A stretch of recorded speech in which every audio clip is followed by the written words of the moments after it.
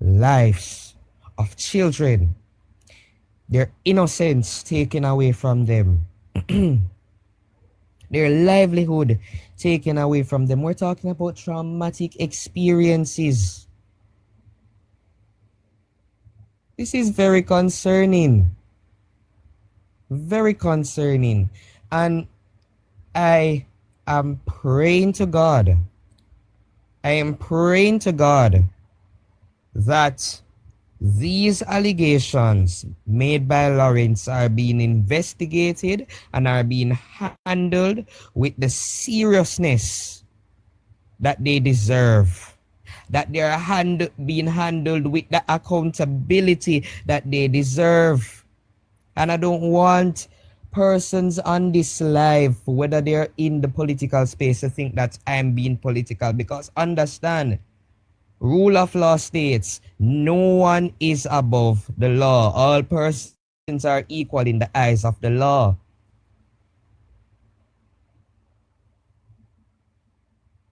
I am very concerned. I am traumatized. I am hurt.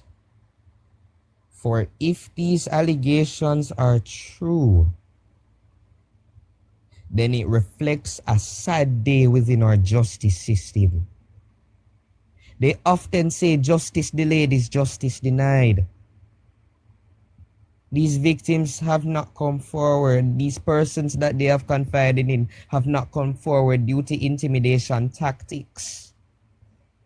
Is this the type of example that we want to set for persons who have to come before the justice system with these types of matters?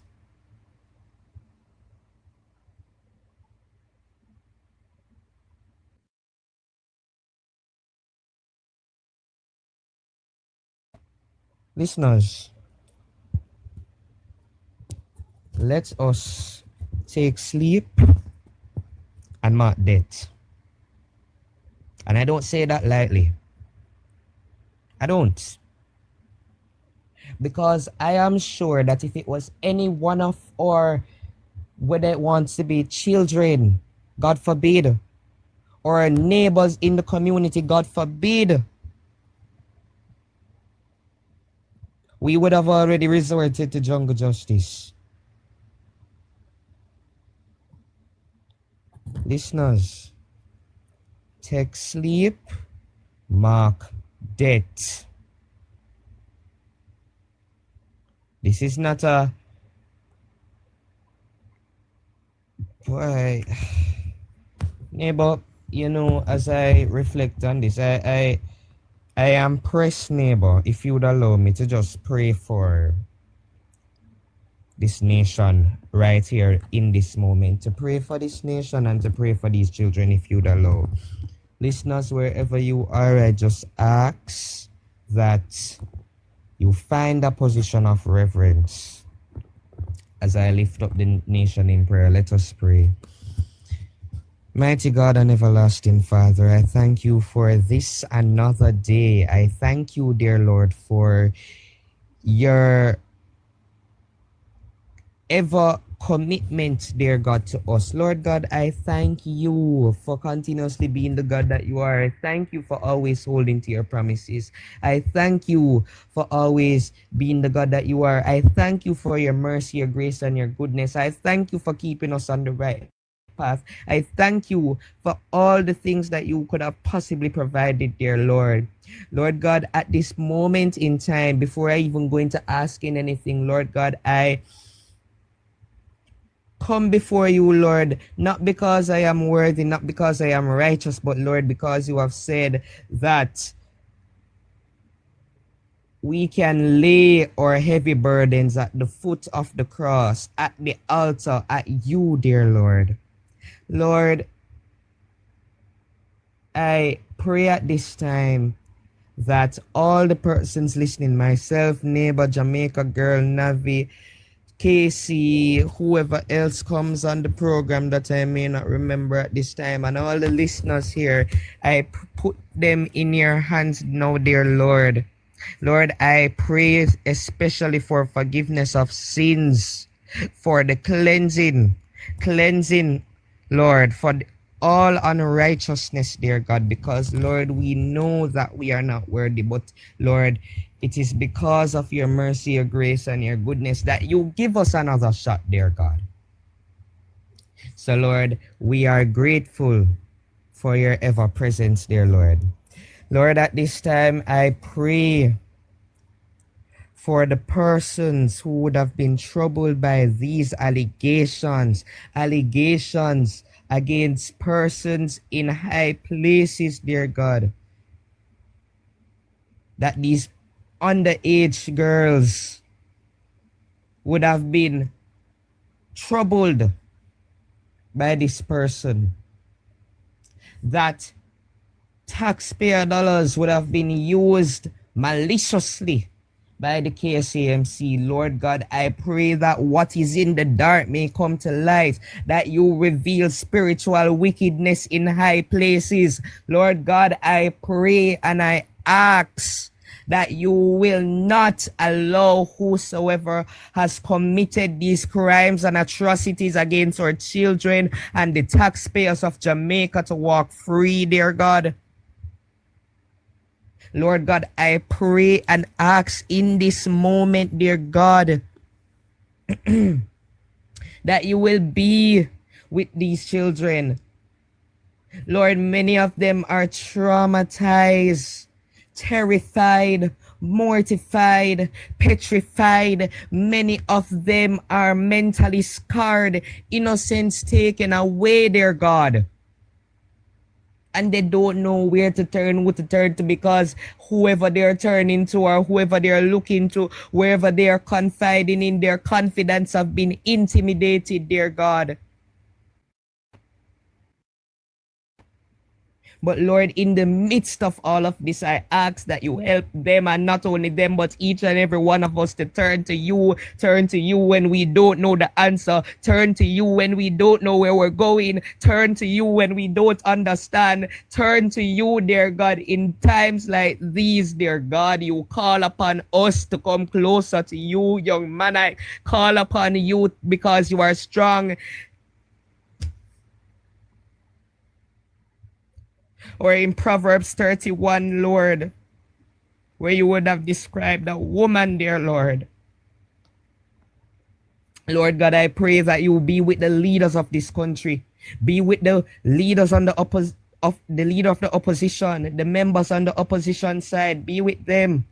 Be with the leaders on the government side. Be with the Prime Minister as he continues to lead this nation, as he continues to lead the charge, as he continues to put Jamaica first, to put Jamaica at a place where we would have never even imagined in the 21st century, dear God. As he continues to uplift youth, to inspire youth, to let youth recognize that it is not where you have come from, but it is where you are going. It is what you allow to be done in your life, dear God. Oh, Jesus, Father God, I pray and ask in this moment, dear God, in this moment, that you protect our various political members, dear God. Protect whoever inside government, protect whoever inside opposition, the councillor Lawrence Rowe, whoever switch, protect them, dear God. Because, Lord, we understand that there are evil spirits and there are plans of the enemy to do things against these persons, dear God, whoever they may be. We understand that there are plans to annihilate some of these persons, dear God. But Lord, you have said that no weapon formed against you shall prosper. And yea, though I walk through the valley of the shadow of death, I will fear no evil. Rhoda Crawford would have reminded us when her pastor auntie said, when she said it at the conference, dear God, that whenever there is a Goliath in front of you, there is a David within you. Because, Lord, we understand that you do not call the qualified, but you qualify the call, dear God.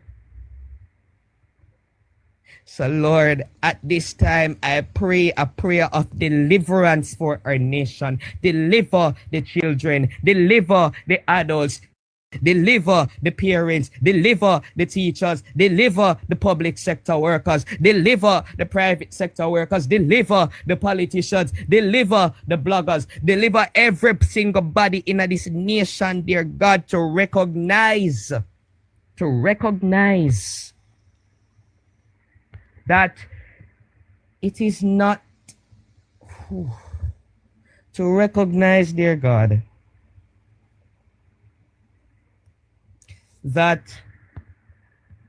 whilst we have all these physical wickedness and whatever going on in the country, dear God, we still have to come to you, dear God, because some of these things just can't explain, dear God.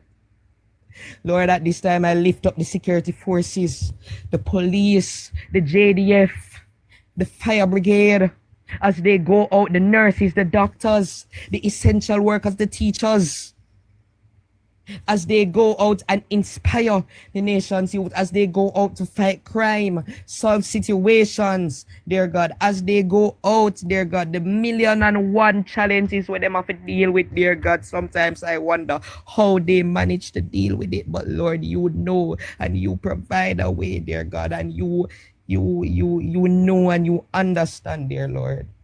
You understand. So Lord, be with Jamaica land we love. Be with everybody.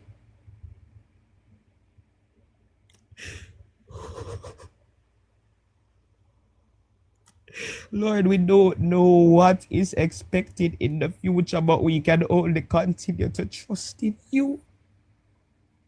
We don't know. But Lord, continue to guide, provide wisdom, provide knowledge, provide understanding, dear God. So Lord, thank you for all that you have done. Thank you for being the God that you are. Thank you for providing these wonderful persons, dear God. Thank you for continually being the God that you are. Thank you for continuous life, health, and strength. So that when I wake up and I see the new day, I can say, yes, Lord, thank you. I am in my right mind. I am in my right body. I am in my right soul. Many persons didn't live to see this day, and yet we treat each and every day for like it. We take each and every day like it's for granted. Just be with us, God. Be with us. Be with us as a nation. Just continually bless us, continually touch us, and continually do what you're doing. In your precious name I pray. Amen and amen. Let the words of our mouth and the meditation of our heart be acceptable unto thy sight, O Lord, our strength and our Redeemer. Amen and amen.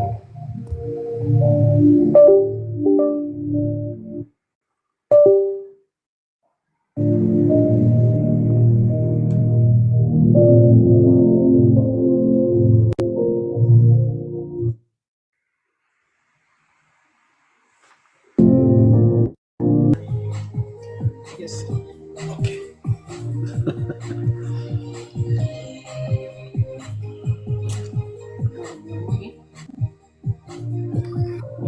Yes, my neighbor. Yes, my neighbor. My good neighbor. How you doing, my brother? Hey, fantastic. How are you, sir? Wonderful, man. Can't complain. God have blessing me, you know, Yes. to see you next day, you know. Yes, thank you, sir. Yes, sir. I wanted to play this song, and this song I wanted to play. Remind these people who do not want the school bus. It's by Romain Virgo and that little girl. You dirty man. Yes, because why I want you to play it, I heard Lawrence Rowe come out and say something and say the PMP covering up somebody who touched an underage girl. And that's so wrong.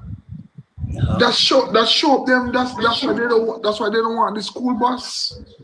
I see. Wow. Because they agree with underage get in touch. Hmm.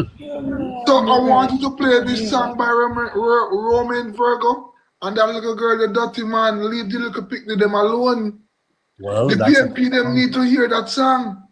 I see. Wow. And then the next thing I heard a lady come out showing up a terrible place where she live in. You mean to God, neighbor. Yes. Miss Portia Simpson Miller leave Majestic Garden, give Miss Angela Brown Burke. Miss Portia Simpson never do much for out there. And Miss Angela Brown Burke raining out there and not doing nothing for the people them.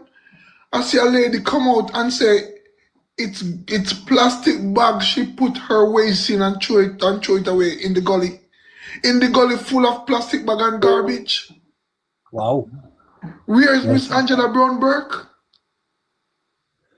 Yeah, That's you know, how the PMP them gonna want to win and cheat us. yeah, there needs to be attention paid to these. Big attention. Yes, sir. And you know, Mr. Siaga, when he came on the political scene, spoke of the two Jamaicas, sir. You know that speech? Yes, sir. The two Jamaicas, and after decades, I sometimes wonder if we have moved ahead from that. Sir, I tell you, the PNP them don't move a bit. They're stagnant. And that's why they want to do Jamaica, stagnant Jamaica again. As I say, I remember when Mr. Kenneth Chin tell me and my fellow co-workers them say, he have to, for all these years he opened his bakery, he have to close the door Uh-huh. because of these high tax. He couldn't sell as much bread to pay us. Well, yeah. Yes, sir. We are just and now things getting better. And you want to tell me these narrow-minded people who say they're educated want to change it? well, that is the choice before us in a few weeks, sir. That's the choice before Jamaicans. But these people are narrow-minded. They're educated, but they're dumb. You ever hear this word? Educated, but they're dumb? It's oxymoronic side. I can't see how that can be. Sir, you can sit in a class and get your masters. You can sit in a class and get your diplomas. But you cannot run even a little business with it because you don't know how to control a business, much less a group of people. Yes. Remember, it's just you alone sit. You don't have nobody who only one man lecturing you. Yes, sir. Some people pay for it, you know, sir. All right, sit. You know, I was on a program today, and I bring up the same thing. And a little man, two PMP man, one say he named Dr. What, I don't know, remember his name, and one will say he's a teacher, and he have his doctorate in teaching. Take me on when me tell them, they ask me if me know Tivoli Garden, and me tell them say yes, I have family live at Tivoli Garden, and I have family live out of 3 Mile, so I know the both places. I go to Tivoli Garden right now, you see people put their waste in garbage bag, and the man let them jump off of the life, so they don't want to talk to me no more. Okay.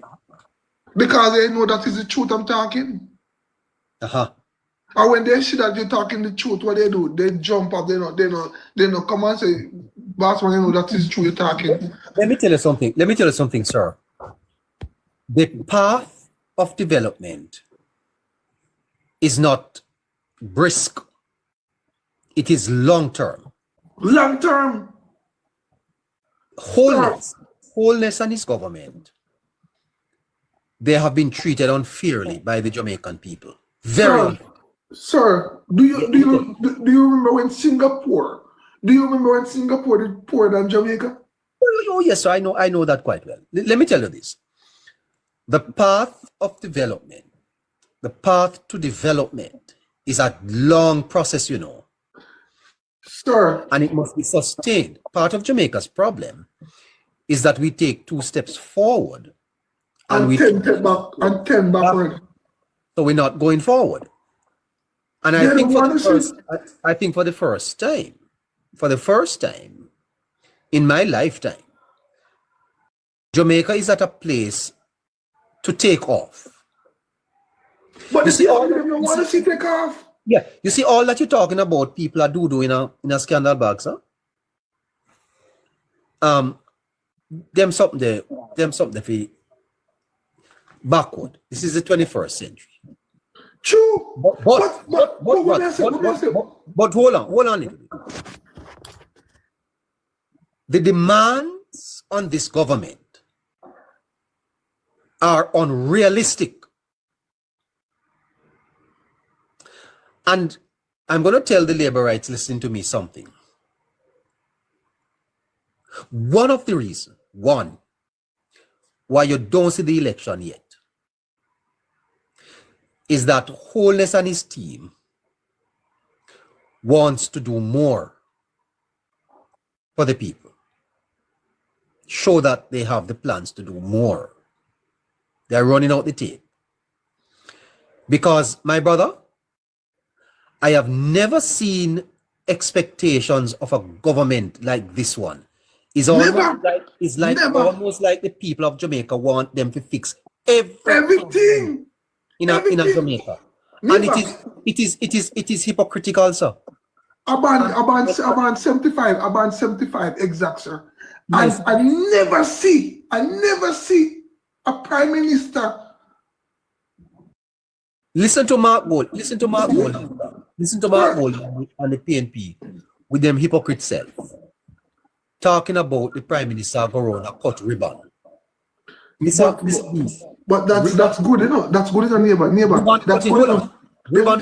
Ribbon cutting no suggest that you develop in the country, sir. Yes, sir. But that's good what they're talking about. Ribbon cutting no means that something new are open. One new road a built. Huh? Neighbor, when they criticize those things, he only show up Mr. Andrew Holness more. Is picnic here them a cut ribbon out, sir? No, sir. Then ribbon cutting no means you develop the country. You're up in business, you're up in places, you're up in. Then what type of foolishness them talk about people are growing a cut ribbon?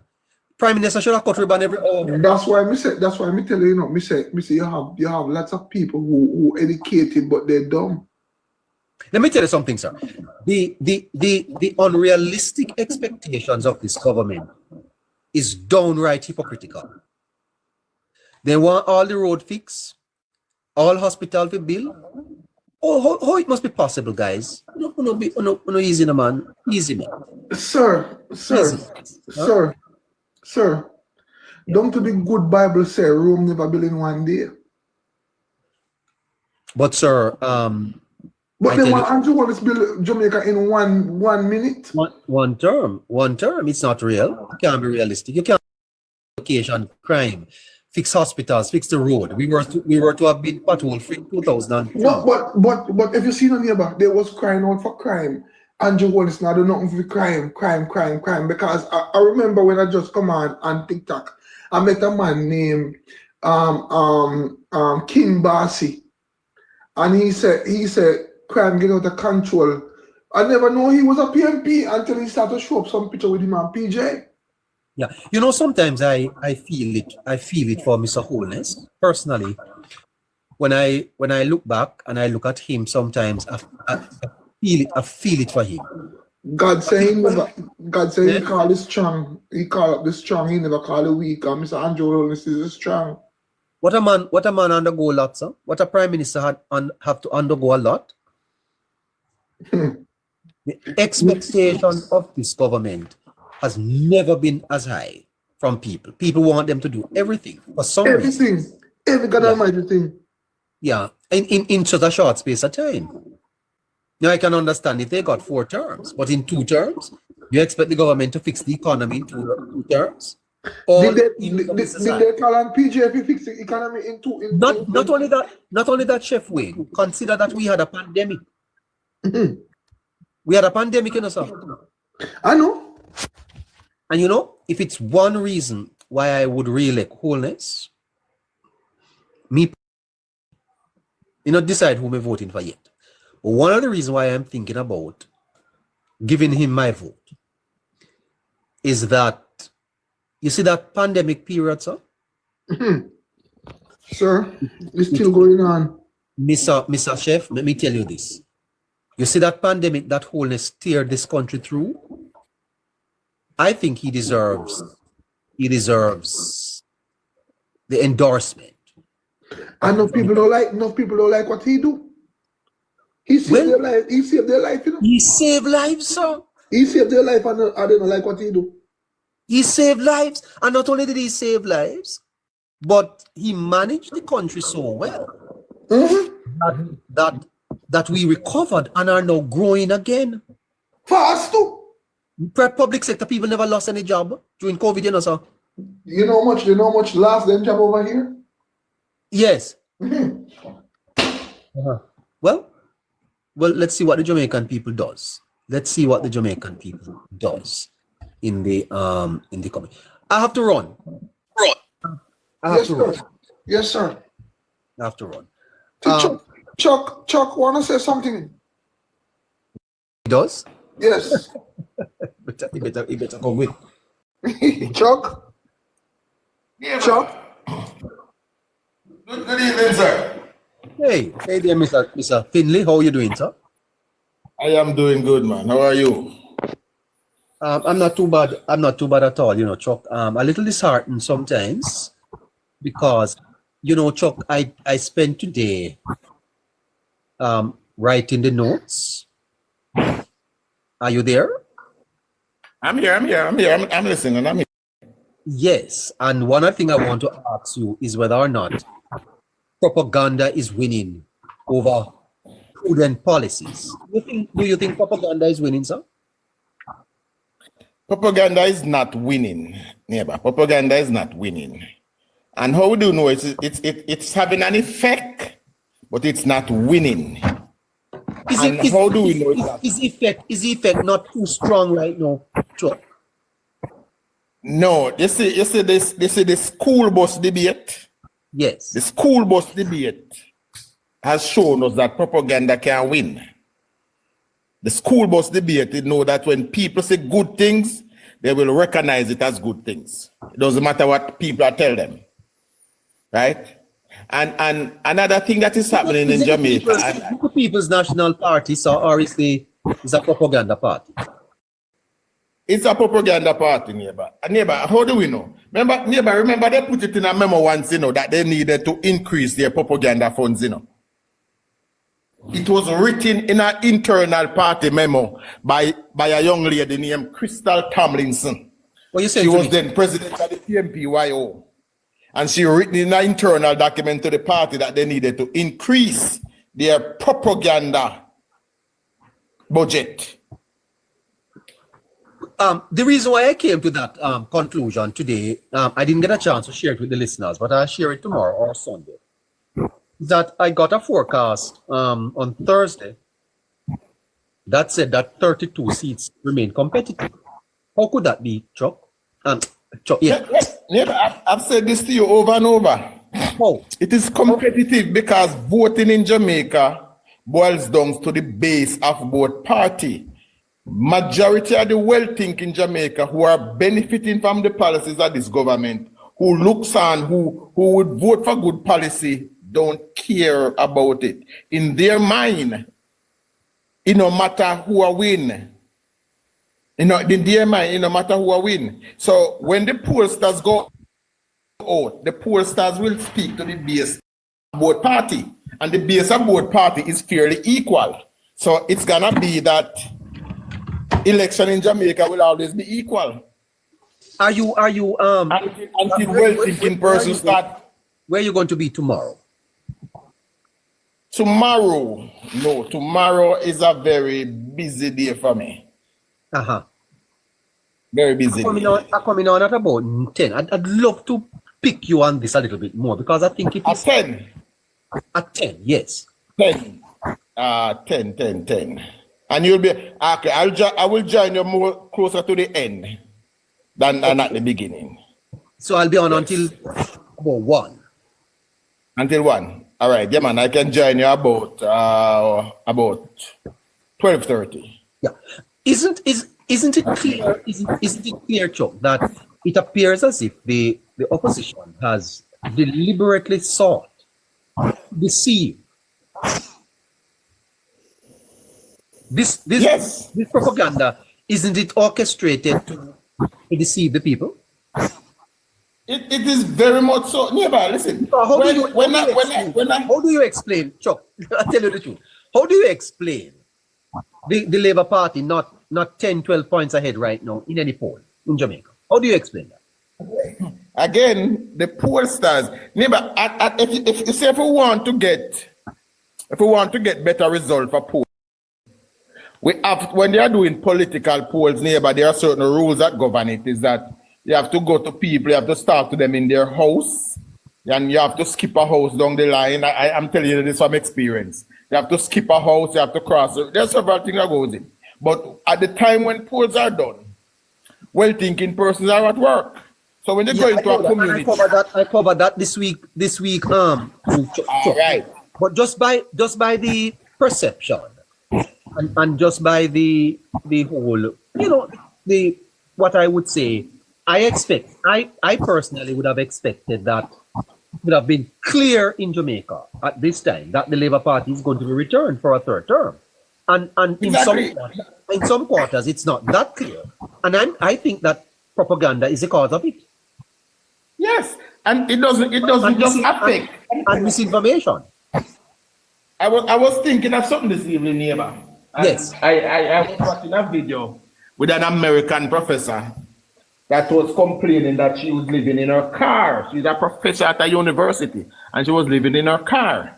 And she was complaining about the student loan that she have to pay because she went back to school after the lockdown and she get her degree and she's now a professor that live in a car. And I was thinking, listen, Joe Biden in his term proposed a forgiveness of student loan. Yes. The Republican campaign against it and vote against it and shut it down. And the American voted in the Republicans in a landslide. And now people are complaining about student loan. Yes. Right? So these things don't just affect Jamaican politics. It's large, it's around the world. It's social media is being used as a tool to deceive us. And of course, Joe, because this is one of the criticism that I made early, that you guys did not understand the depth of the manipulation that can be done right here on social media. And I think that the party was late in identifying that the devastating effect of propaganda that it is having on this election. Yeah, but I don't think it was late. I think the problem was this PMP, because let's put it this way. I and a few others have been on social media with the politics since the 2007 election. We have been the politics argument on Facebook started and nationwide public opinion question. That's how it started. But it has always been about information. In 2020, the PMP took it to another level where they literally employed people just to come on social media and spew lies. Pay them admit it all the while. Them used to go around and if they can disrupt a life, they make extra amount. If them, That's what they do. So now people, in order to earn their money from the PMP, everybody want to stretch the lie a little further. Everybody. So it's just a matter of nobody knew that we would have an opposition that will seek to literally deceive and bring Jamaican to another level like they are doing it now. So I don't think it was late in response. It was just not understanding that you will have people that will actually try to bring Jamaican to this level. I'm going to tell you something, Chuck, and I'm going to tell this to my listeners.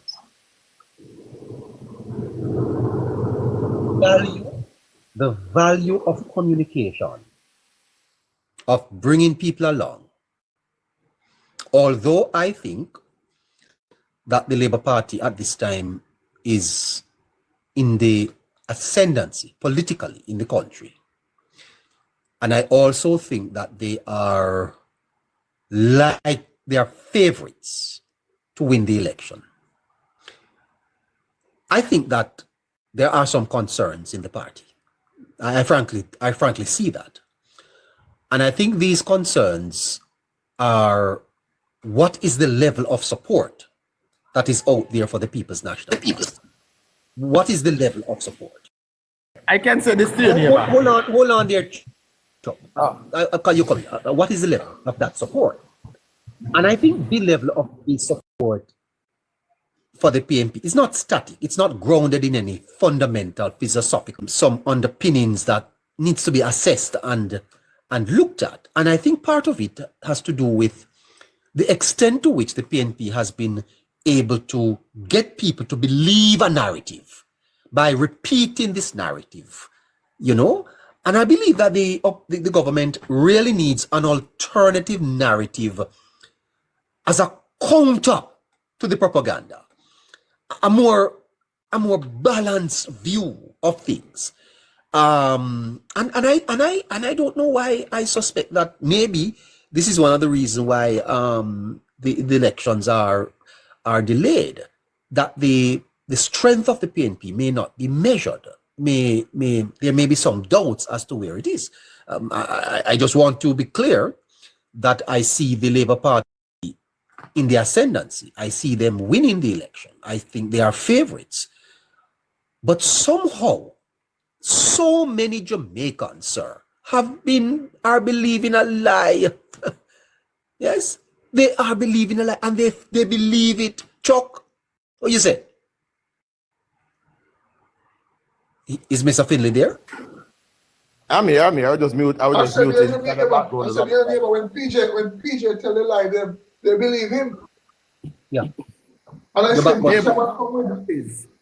yes, respond to that. All right, neighbor, listen. I don't know if you hear me tell a story a while about Michael Manley and Natty Senton in 1970, I think it was 72 election, when he went down to Natty Senton constituency, pull up one big stage, kill about 5 goat, string up one big set, play some music, feed curry goat all day.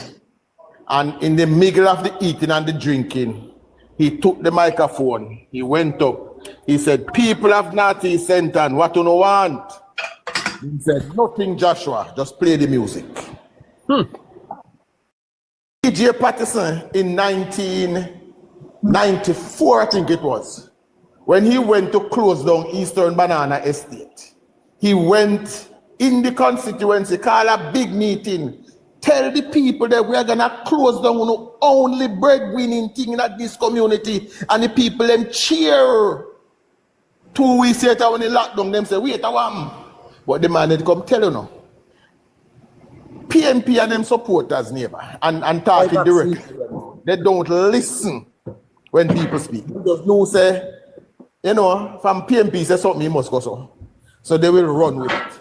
But again, I will tell you, do not be fooled by what you think the PNP have a grand support on social media. They don't. When you think them have a grand support on the ground, they don't. I will ask you to view this. When Andrew Holness going anywhere for a meeting, do you see any coaster buses driving behind him?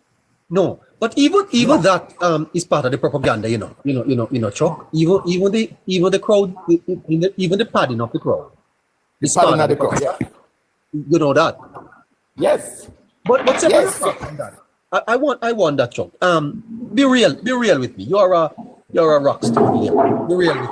Aren't you surprised? Aren't you surprised, Chuck, up to the level of the depth of the propaganda, how it has taken root in the society? Aren't you surprised? Yes, I am surprised by it, neighbor. And, Yes. and just recently, somebody sent me a video with a PNP supporter telling people, say, don't believe what you don't see. Not believe what you don't see. And then you just mentioned the one where somebody telling people, say, every day we see them a cut ribbon. Can you imagine? And here, when them say these things. But why Like, the Prime Minister cut ribbons? Chuck, why them cut ribbon? Why? To mark the completion of a project. Well, then Chuck, if you are marking the completion of a project, Chuck, then that's not a good thing. No? It's not a good thing for Jamaica that you are cut ribbon. Between Bustamante and Norman Manley, them used to boast each other who cut the most ribbon during their term.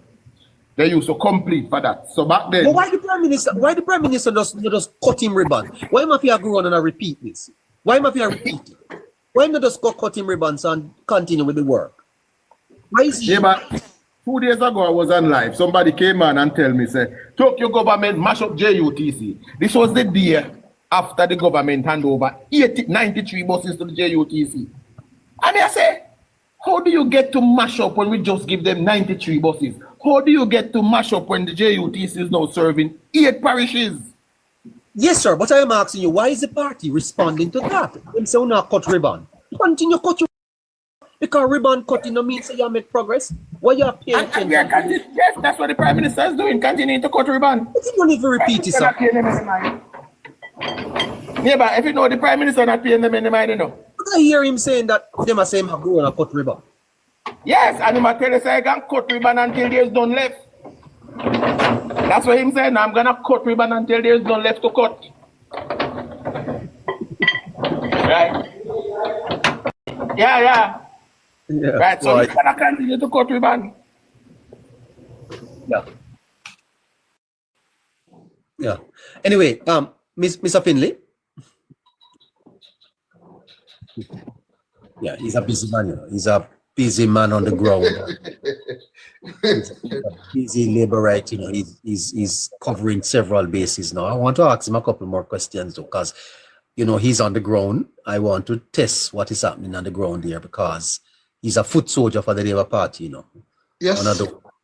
Wanna do. Hello, Mr. Finley. You still there, sir? I'm gone. I'm gone now. He gone. Yeah. But neighbor, Yeah. I'm telling you, we have some terrible people in Jamaica where they need to change the dirty mindset that they have. Uh-huh. If we No, see good, we need to analyze good. Yes. Also, I spent today analyzing the propaganda machine, sir. I mean, I tell you something, you have to be careful of it. You have to be careful of it. And sometimes I say that I probably would join the party and give them a little strength, but then again, we can't get too deep into the politics, because this is a propaganda. which party right now is fine. Which party you at right now is fine. You don't need to push out now yet. Wait until Andrew call it. You don't think I should put on my green shirt, sir? Not yet. Wait until Andrew call it. Then you can do that. What you say? I'm a strong laborite neighbor. I would tell Yes. you, wait until Andrew call it, then you show them who you are. Then I put on my green shirt. Yes. You show them who you are. No. Look here. Yes. Me I go show them who me are, They know who Exactly. me is. They know me who me is, but they don't know who am I. Infomedia, how you doing, sir? They don't know who am I. They don't know who am I, neighbor. They know that it's Chef Wayne. But Come here, Infomedia. Let me hear what's happening on the They ground. don't know the talent of Chef Wayne, Okay. Wow. you must link me when you get down to here, you know, sir. You mustn't. Of stay course, up. I'm linking you. Neighbor, you mad me? I link me. I check you, man. Yeah. Then I know the channels and the curve. You're a West Well, Kingston man, right? sir, from West Kingston to Chilani. Okay. Oh, you're a Marisa man. Yes, sir. Mama D. Mama D all the way. Yes. I used to be in West Kingston with my brother, you know, because I have some nieces and nephews live in West Kingston, and Right. I have some niece live out in Delaware Lane, not Delaware, but out in what you call out there, so Olympic Garden. Yes. Still. So I have family. I thought Infomedia was going to join me. Infomedia, joining me for a couple minutes. Yeah. I have family living at the boat place, and when you check it out, neighbor, Miss Bromberg, Miss Bromberg no do nothing. Miss Bromberg no do nothing out of that side. Come on, man. Come on, brother. Respect, man. I mute the mic when somebody attack, man. Come on, now. One thing, man. Chop. Yes, sir. But Miss Portia seems to leave there, so there's nothing development going out there. Only the highway when Mr. Andrew Holness built out there, only that going out there. Nothing more. Yes. Well, boss. When you're rolling at the place, you just. Vote for UIC, bye. What do this girl here, sir, man? What? Good night, ma'am. What is wrong with this? Is a labor right coming up here to tell me to vote UIC? Labor right youth movement? Huh? Jamaica girl? What is this? Labor right youth movement saying vote UIC, neighbor? What is this? Who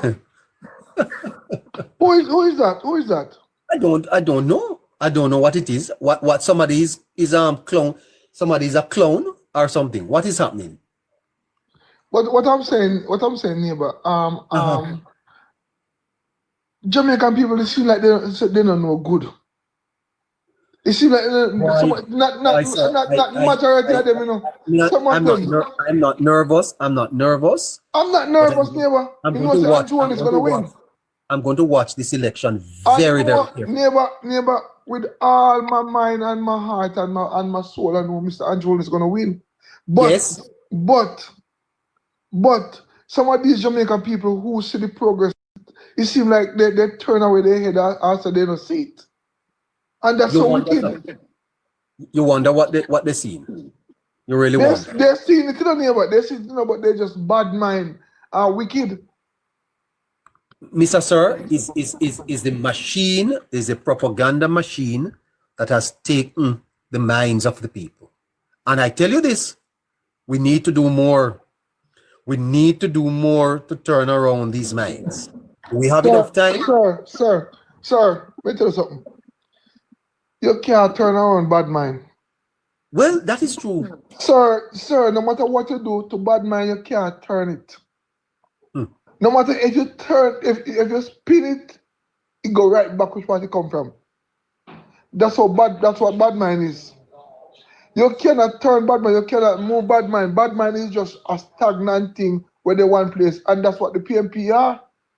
And that's what the people I'd love to talk to some people to find out from them what it is that they want. Sir, they would tell What are they you asking for? they would tell you what they want, but they don't want it from Andrew. No matter what Andrew do it, they don't want it. Yeah, well, They will tell you that they want uptown and downtown and country. Say no, they don't want it from Andrew. They want it from somebody else who can give them. yeah, well, The person who can give them, that person they want it from. I know lots of PMP in the neighbor we're changing, you know. you mean switch? Switch. Because they see the growth. They see the growth and they see the prosperity. Okay. Trust me. They see the growth and they see the prosperity. I mean, I talk about young people, not old people, young people. Old people, their mind can't change. Well, But that is good news. but to see Mark Golding, to see Mark Golding come out and do no budget presentation, he question him. And the people in Jamaica don't question Mark Golding about that. Why you go to a budget presentation and when your time come, you don't want to tell people how you're gonna run the country, how you're gonna tax them, eh? Yes, Yes, sir. yes, tax run country, but you don't have to add on nothing new. The one where already done, already there, and you is using it and running the country good. Yes, sir. But me, I remember when Peter Phillips was Minister of Finance, that man come out and say we need how much trillions of dollars are we have to get it. Yes, sir. Me I say wow, they need it and they have to get it. So I'm saying where those money goes when they tax those people, when they tax we the people, where those money goes, because if they don't do nothing for the country and they tax how much trillion of dollars, where those money goes. And when Andrew Holness come in, Andrew Holness no bring out no new tax and still running the country good and giving back people tax return. Hold on there, sir. Peter, do you want to say something? Peter? Let me open your box. All right, sir. Take him down, man. If disrespect, put me up in your box. That's all disrespect. I care who is it. These people come like some people where in the United States where demanding and they just free. I don't know what to call them. Yeah. They just like to live free. They don't want to work for nothing what they want. They just like to get things free. There's nothing in this world named free. Yes. Everything in this world, if you want to turn a rich man neighbor, are you gonna depend upon a man to take care of you if you turn a rich man? Well, one other thing I can tell us is that I don't get nothing from anybody. No, listen to me. I'm asking you a question. Or if you want to turn a rich man in life, a wealthy man, then you don't have to be rich, wealthy man. Would you Yes. sit down and depend on somebody to come and put food on your table to turn a rich man? No, sir, you have to work for it. Okay. You have to work for And it. that's what the CPMP them I do. Want to sit down and make Mark Golding mind them. I do not want no man mind me. No, it is how men organize to produce the means of their subsistence that constitutes the fundamentals of society. Organize. You understand me, sir? And that therefore mean that you have to take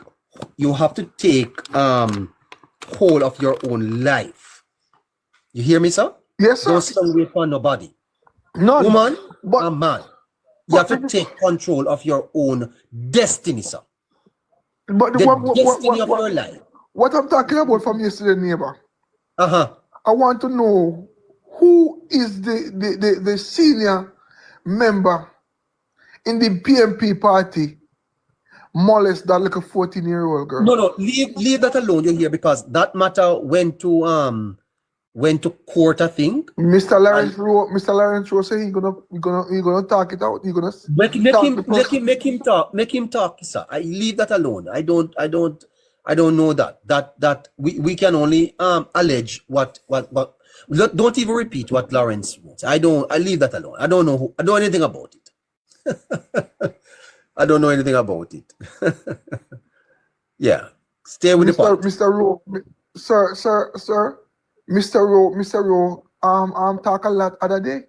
And he said the KSMC money he should know to people who don't supposed to get it. The taxpayer money. Yeah. Well, I'm working that story. I can tell you, I'm working that story. And as soon as I am able to clear it on the legal side, yeah, I don't want to libel anyone. I will have more to say on that. Okay. No problem, sir. I'm working that story. I remember that. Your neighbor is working that story. As a matter of fact, if you listened to Tari's take, you notice that we carried it in the news. Yeah. Yep. Yes, but we getting more information on that. As soon as we are able to say more, we will say more.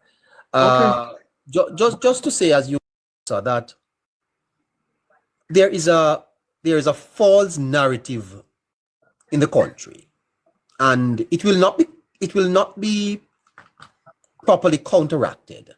A big one too. Yeah, before the election.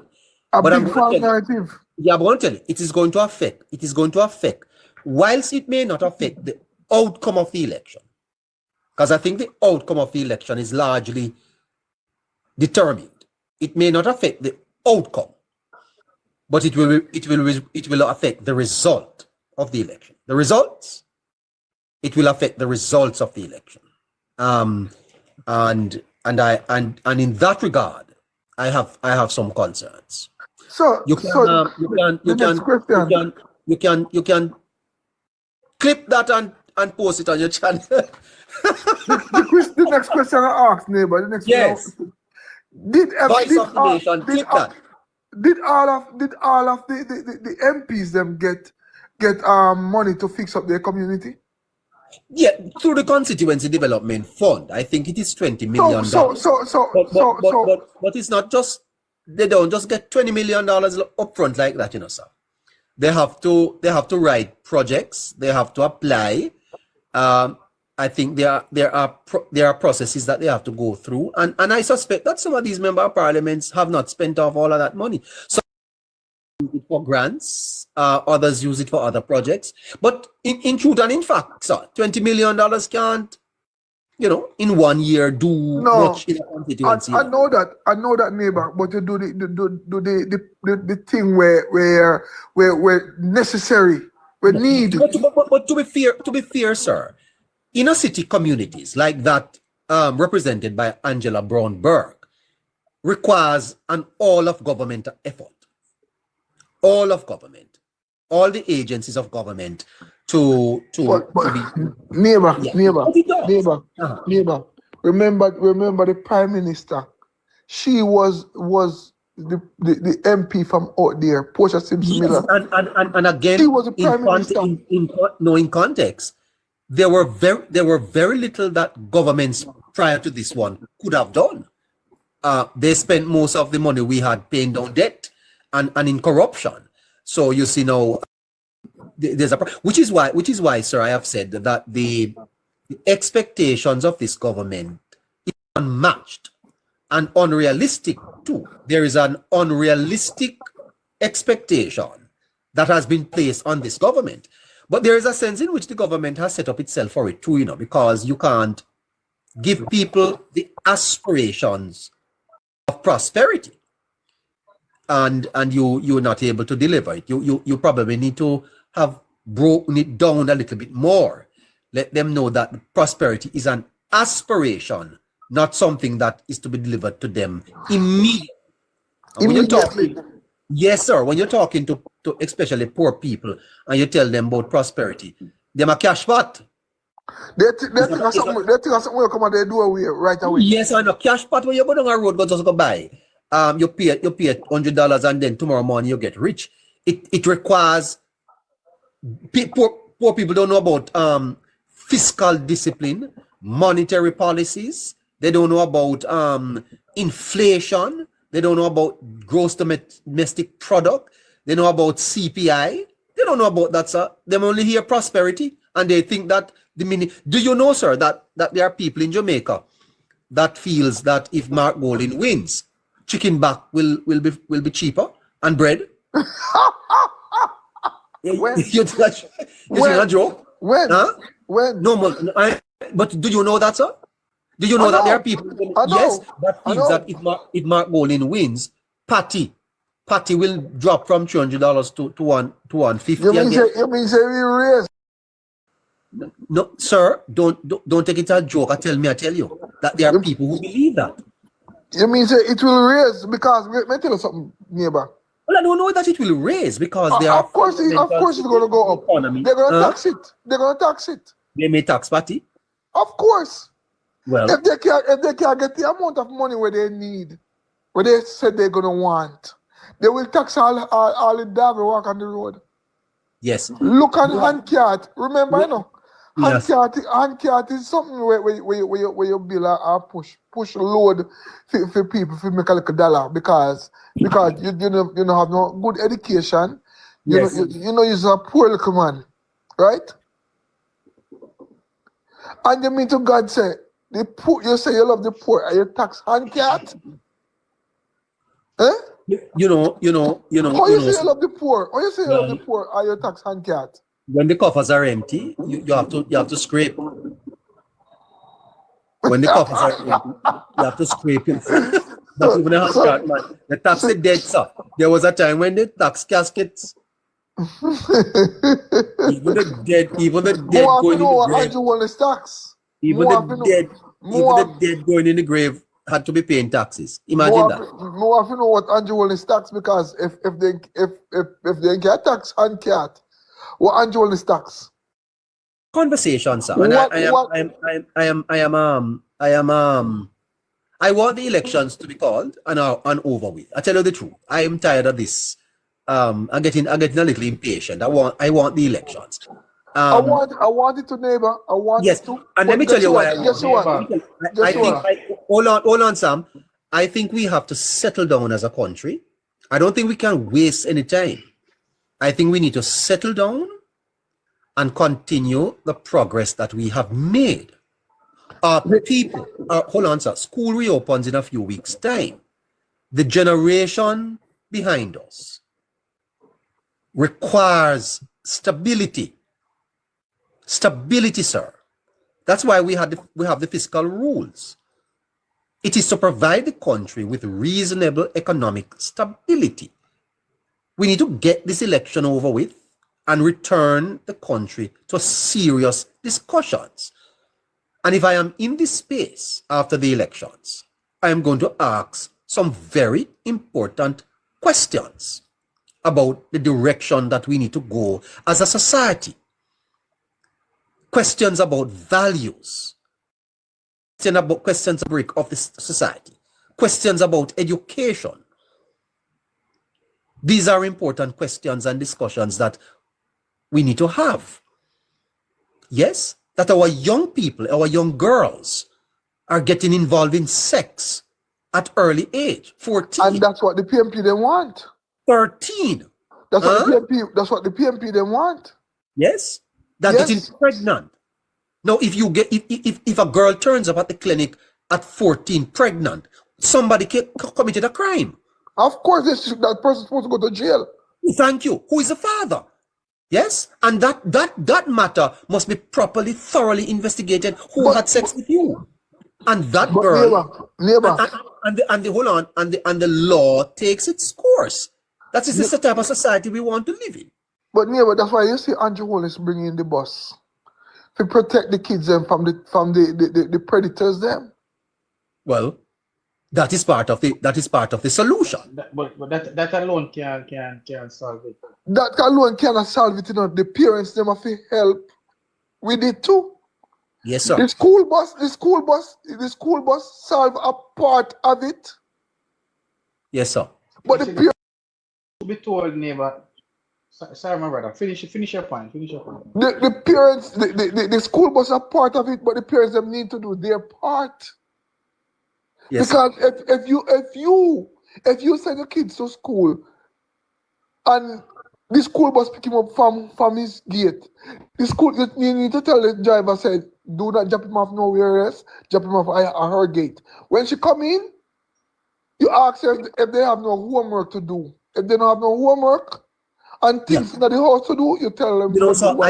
I don't want to be too critical. As I said, after the election, your neighbor is going to be hitting hard. There is a sense, my brother, that we need to redefine the identity of Jamaica. Who are we as a people? What are the values we stand for? And that must be inculcated in our children. Our That children, requires a cultural shift. yes, sir. Our children must be coming out of primary school fully conscious of what it means to be Yes. a Jamaican. What does it mean to Yes, be sir. a Jamaican? In our history, our civic pride, the values of the society, those must be defined and taught to our young people. What type of nation are we building? Because right now, I think we don't know. Out of many, one people seem to be the thing. Yes? And we need to look at this whole matter of freedom. We are a free society, but what does freedom means? Freedom means that you go to Titty Thursday and Beer Back Friday, and you stay there until 4 a.m. in the mornings. Yeah? Is that what freedom means? Freedom means that you play lewd, unauthorized music in communities and people can't sleep at their beds. Freedom means that hearses drive through neighborhoods, blaring sounds with the dead, as if they want to wake up the dead. Freedom means that we have 9 nights, right? Until morning daylight and old people can't sleep in their beds. Is that what freedom means? We have freedom means that you sell anywhere on the streets. Freedom means that you can just open any business, build anywhere. Is that freedom, sir? These are some of the things we are going to have to look at going forward. And as I said, we are too near to the elections to get into these discussions. But after the election, there's a lot to talk about. There's a lot to talk about. Then again, neighbor, you see what you meant. You see our children on this. You see our children on the streets, sir. I go into Mandeville, and the whole town black up. The whole town black up because there are 10 schools that are over 230, and the traffic is at a standstill because we don't have what is called norms. Norms, sir. We don't. That's why school was coming in, neighbor. That's why school was coming in. We dispose our garbage anywhere. You see people driving over the country, they might throw out them KFC box, they might throw out them cane trash. Huh? We have to establish norms, sir, so that the society can be orderly. And when we talk about productivity, what is productivity? Productivity means that we agree that we are going to sell here, we're going to piss here, so. Yes, you see people take any street corner, turn latrine, and piss hole. It can't work. We have they need to find those people and charge them. But you know, sir, laws don't change human behavior. You know. No. It don't. No, it don't. It don't change it. It don't change it. But when they have to pay, it will change. Then, sir, our prisons are going to be full. When they have to pay, neighbor, you see, neighbor, proper social development and as I said earlier, and a cultural shift needs to be instituted, not in the older people, but in the younger ones that are coming up. From the moment they acknowledge certain things, you can start to teach them certain morals and values and let them know who they are, and in that way they will recognize. Because let me tell you, hold on, brother. If you are, for example, I am overseas, and I have seen Jamaicans when we are going to enter a bus, to take a bus to go where we're going, Jamaicans line up to go into the bus. See, this is a simple example. They line up to go into their buses, their respective buses. But when we are in Jamaica, we push and shove, and we would tear off one another. So there are countries in the world where you can't spit on the street? Exactly. Singapore. Not spit, you know. Exactly. Singapore. Okay. All right.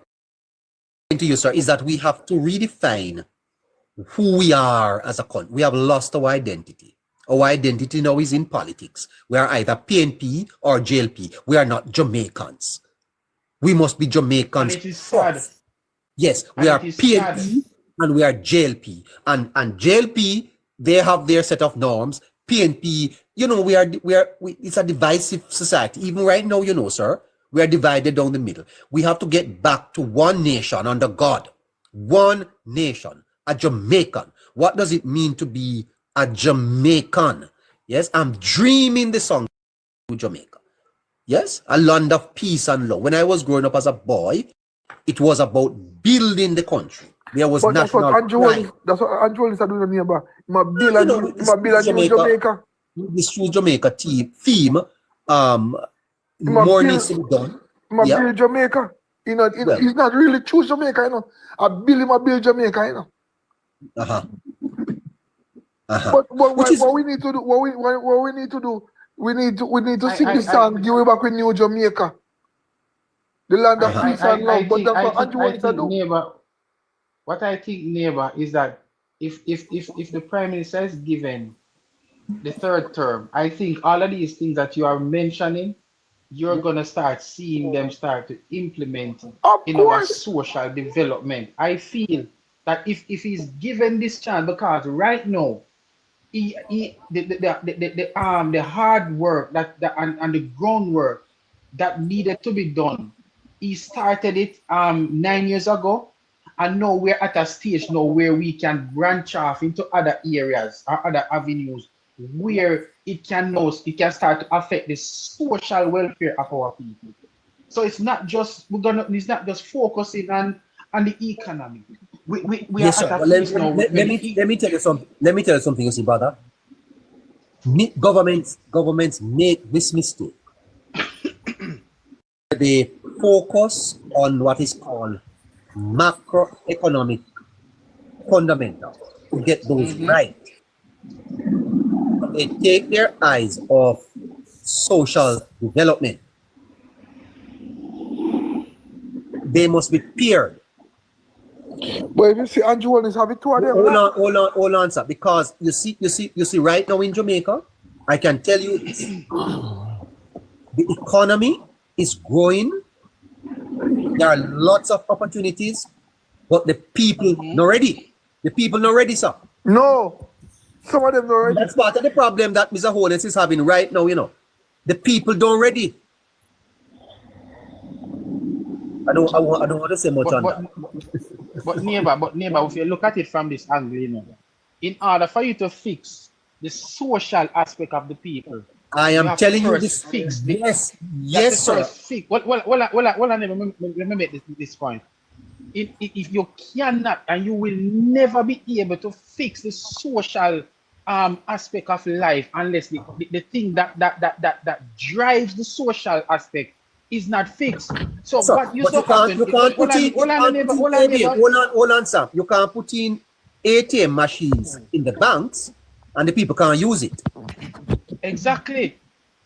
So You understand what I'm used to saying to you? happen When I say the people not ready? But you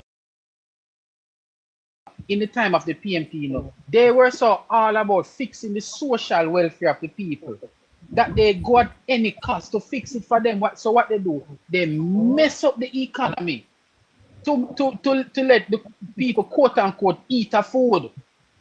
And then the eat a food mentality becomes one of the most dominant thing, or one of the most dominant how should I put it, ideologies of the PMP, that at any cost, if they have to run with it, if they have to borrow it, or if they have to put high taxation on it in order for people to quote unquote eat a food, they would do just about anything. So what happened? They pay attention to one aspect of it, and the next aspect was there being crippled. And because it was being crippled, the end result of it is what?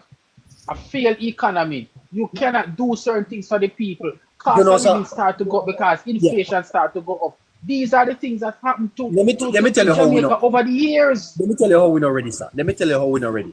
I saw this week a brand new bus, one of those brand new yellow bus. Pull up. By the way, for people in the JUTC, sir, is offering a service from Mandeville to downtown Kingston 3 times a day. I want to repeat that. From Mandeville To Kingston. $600. Yes, sir.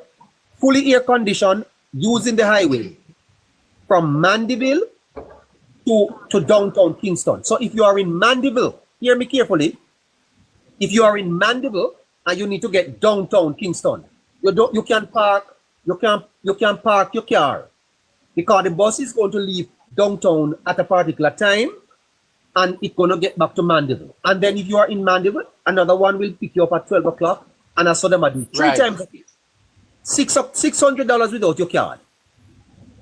Sir, the bus, I saw the bus pull up at a place in Jamaica. And the people were cussing the bus. Said they don't want it. They don't want no bus. Country people, they say country people don't want no bus, sir. the brand new almost $1 million bus, sir. You know something? When I saw the bus, sir, and believe me, tell you something, I am going to take that bus. Because if me I go to Mandeville and me downtown, that's the bus me I take. Me not driving from downtown to Mandeville when I can get a bus. Good night, you know? Eh? But you know, persons do that overseas. They park their vehicles at certain spots and just let me take finish the point. subways. The people them across the bus, the country people don't want no bus. They don't want this a bus here down here. They must go away with the bus. They don't want no bus. Country people they say they don't want no bus. Well, backwardness, that's sir. Exactly. You understand me? Something have to take a bad But you hear about the man. You hear about the man we take the plane at Kingston, and when he reach a Montego Bay, the plane stop off and he run off. Then they are firing. You ever hear about that man? No. He take a plane at Kingston, and when he reach Montego Bay, the plane stop at Montego Bay. He jump off it and he reach a foreign. The man jump off and run off. Montego Bay. Yeah, but can I say something? That's the mentality. You're not ready yet, sir. Can I say something? Yes, sir. Let me tell you something, neighbor. Since the death of Perkins, you're the closest thing to him, bro. Oh, you told him that before? Of course, we tell him over, say him my expert. Never need to get him on radio station. Hold on, man, disappointed because I thought I discovered that, bro. No! I told him before. Don't neighbor. Oh boy. Yes, fella, I hear people saying that, but I don't make it. I don't bother with it because that man was a legend for me. You call a spade, but Yes. neighbor, you see that point you mentioned about big, nice, beautiful bus come down with air condition. Yes, and sir. the people they're rejecting it. They reject it. Hold on, I heard something similar happen in Ochoas Market. Because Holness put in a brand new nice bathroom with granite, etc., etc. A lot of people are quarreling. I heard that it's too clean. They won't use it. Listen, man, I tell you the truth. If this is not something that we need to study in terms of what it is that we can do for our people. But I know what caused it, We need some psychologists, man. You're not psychologist, but you know what happened? Tell us what caused it. For instance, you see, and this kind of low expectation started more in the 90s, bro. No, sorry, hold on this. I hear somebody saying I made it up. God is my weakness. Yes. No, God is my weakness. I was at a place in Jamaica this week. And Yes. I was going to take the man, but I said, I don't want nobody, I don't want to put myself in that trouble. The people, I don't think the bus left where it was. Much people on it. The people were saying they don't want no bus. Country people don't want no bus. As God is alive, sir, I felt that I would have left my car there and take the bus back up. How I wanted to ride on the bus. I so wanted to ride on this. It just looks so so good. You know, I would feel so good to go sit down in one of them brand new bus. But, but, Yeah. brethren, listen, it's a similar thing to the bathroom, the restroom in Orchard's Market. Yes. People claim it's too nice and clean, you know. That level of ignorance. That's why. That level of That's why you see ignorance neighbor. is widespread. But in by the way, country. by the way, common sense. Remember that them fling rock stone in the night of town, you know, I'm mash them up, you know. Yes, it's They a don't thing like that is, nothing good. it's a, Remember that, you know. it's a thing that is widespread, They don't like especially nothing when good, they are- neighbor. Those people online tell me that I make up that story. Just remember that people fling rock stone in the bus there. They don't The like brand- nothing good. Yeah? People don't like to see nothing good. Well, you know, I don't even know. Neighbor, that's why you see one of the key things I heard the Prime Minister said some time ago.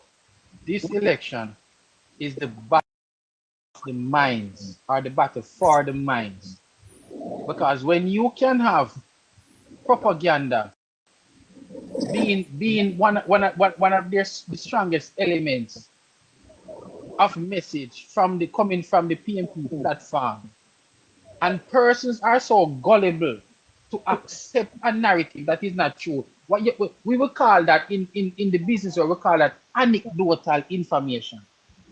There's no facts there. There's no truth to it. There's no base for it. It's the information that you just throw it out there. And What we are somebody going to do? grabs What the are we going information. to? What are we going to do though to narrow this gap, the divide? What is going to happen? What is going to have to happen to narrow this divide? I get the sense that I feel like there needs to be some endorsement. You know, like in America, is it that our economy is too small, our country too divided, for groups to come out and endorse political organizations? No, but it So- has been happening, neighbor. Huh? Don't you see different countries endorsing the policies of the government, but But we it's don't still see it not here, sir. helping with them? Huh?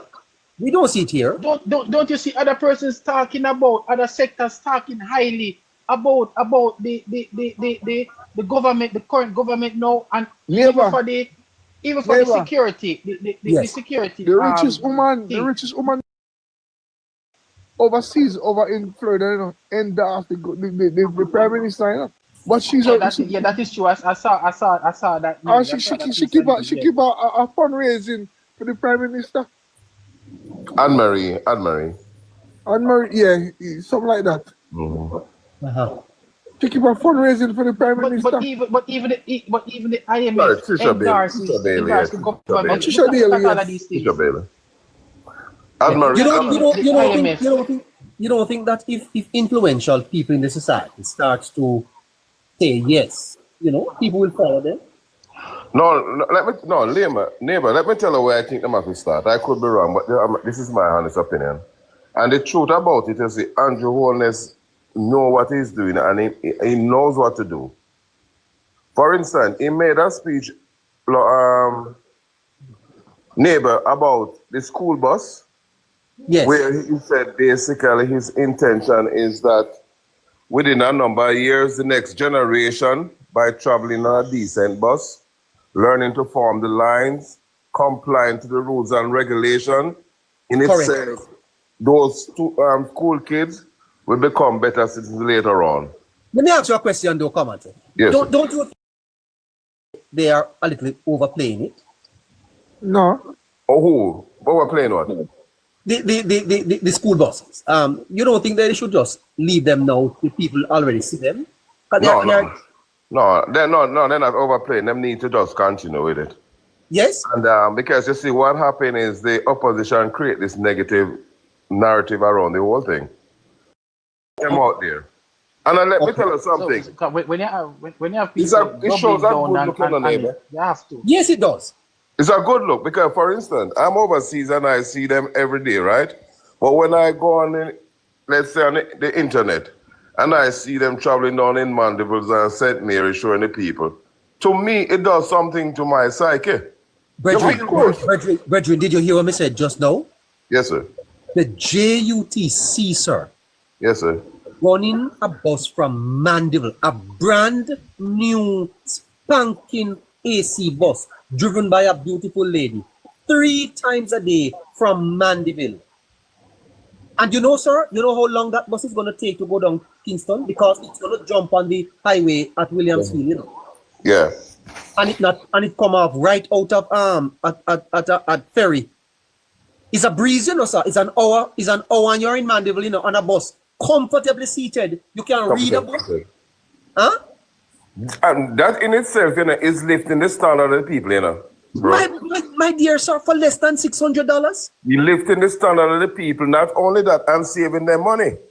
And saving them money, sir, which in Saving safety. them money. And you don't have to squeeze up in a little coaster or one little something, sir. Man,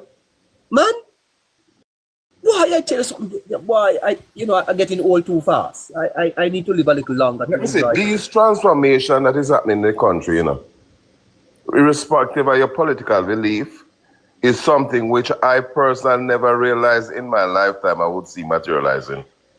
I never saw it too. Because what happened, you see, after several decades of nothing happening, your mind become conditioned to nothing.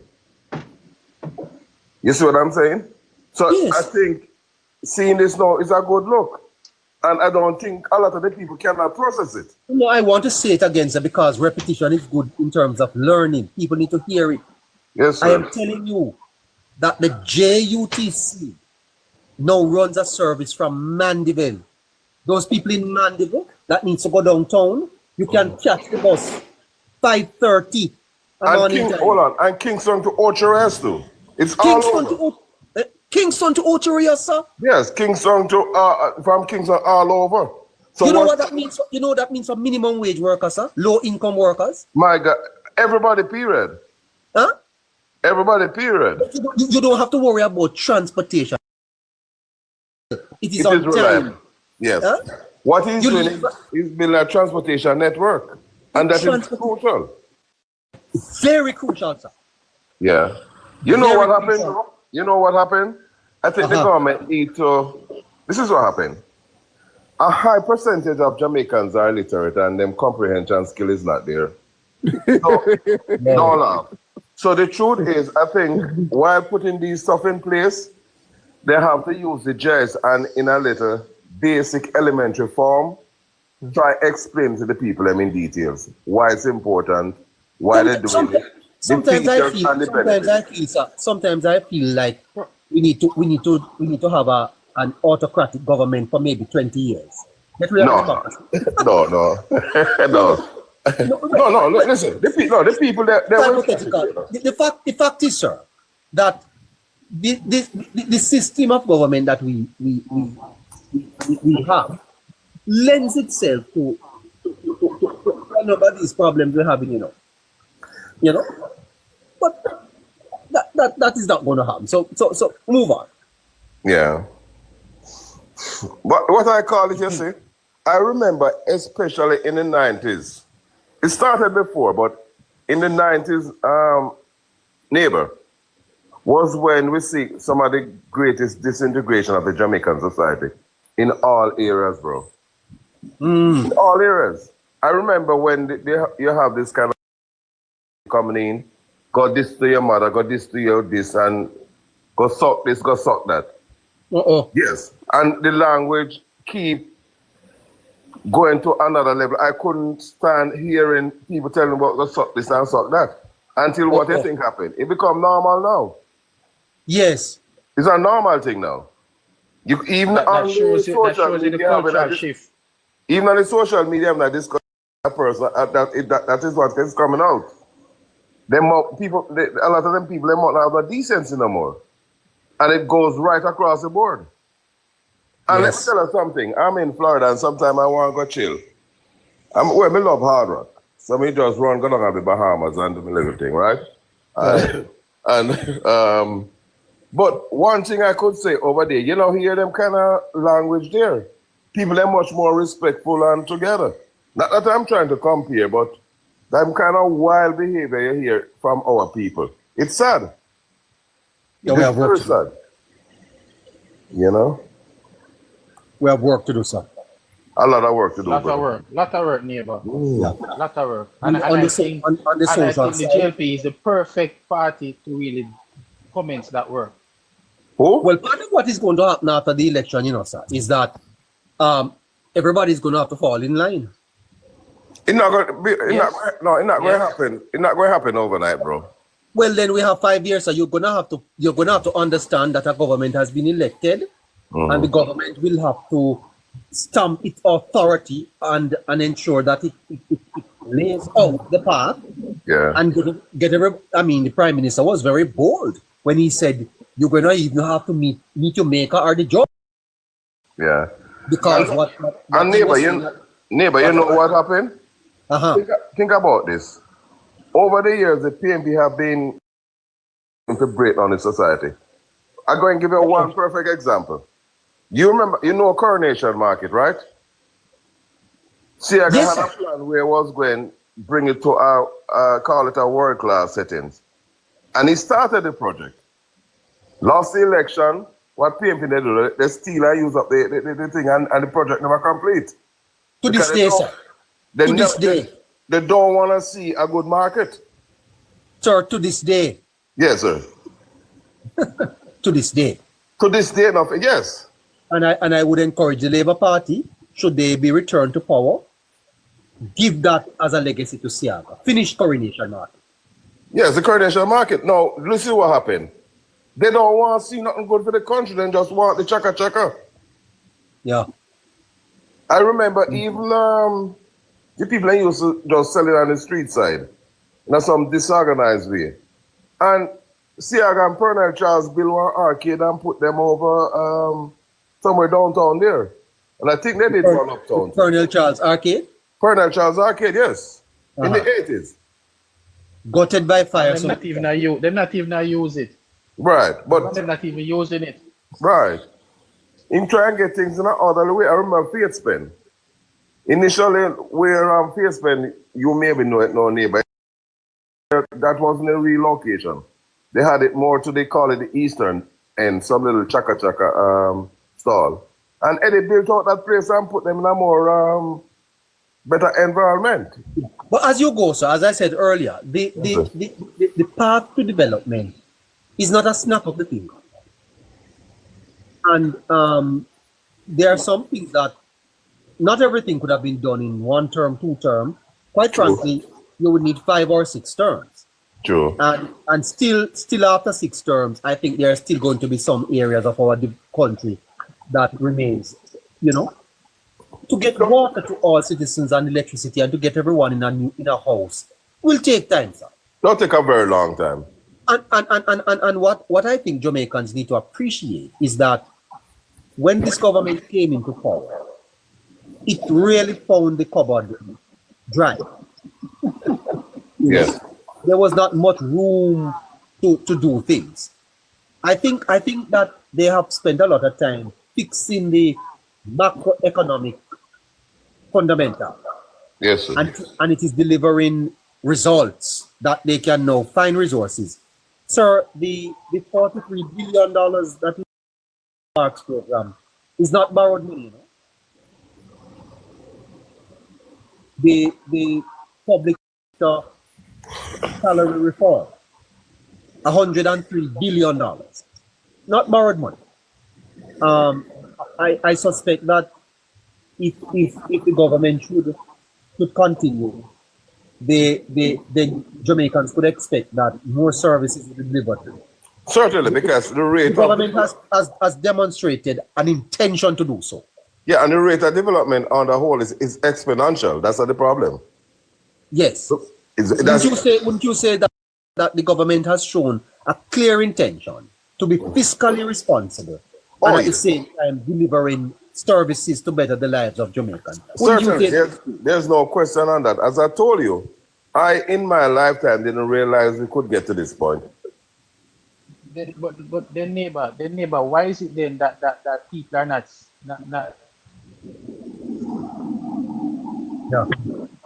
Why is it then, neighbor, that people are saying, and people have this narrative now that with all of the things that you just mentioned. Listen to the program people tomorrow. are still running with a narrative.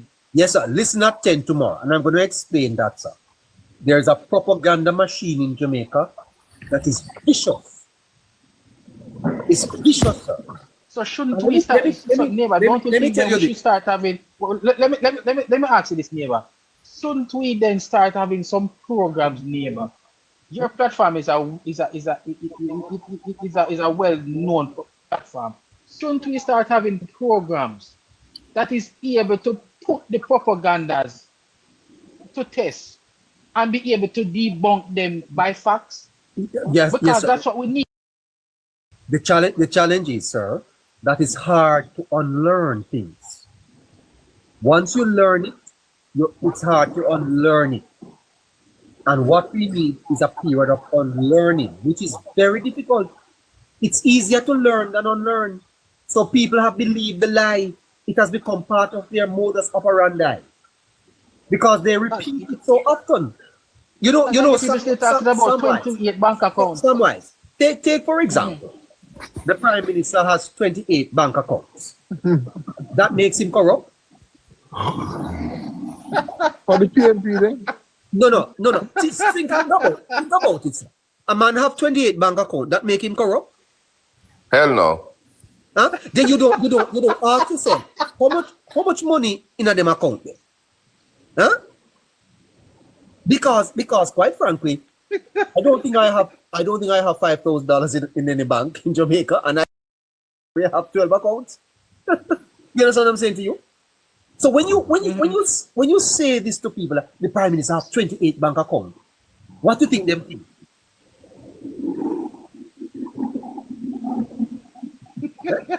and this IC report that is under investigation for corruption. A lot of people believe it, sir. Yeah, because propaganda works, bro. It works. It works. Because I heard someone talking the other day that know that the IC has charged the Prime Minister. They are sending it now to the FID for clarity. And I said, my God, what a propaganda. And I was listening to it, and I know that person didn't get it, that information of himself. It must be somebody that passed it on to him.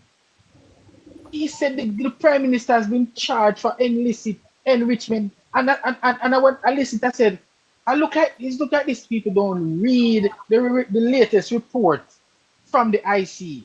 Samwise, for These 4 are the kind of years. propagandas. For 4 years, it is sir. scary, neighbor.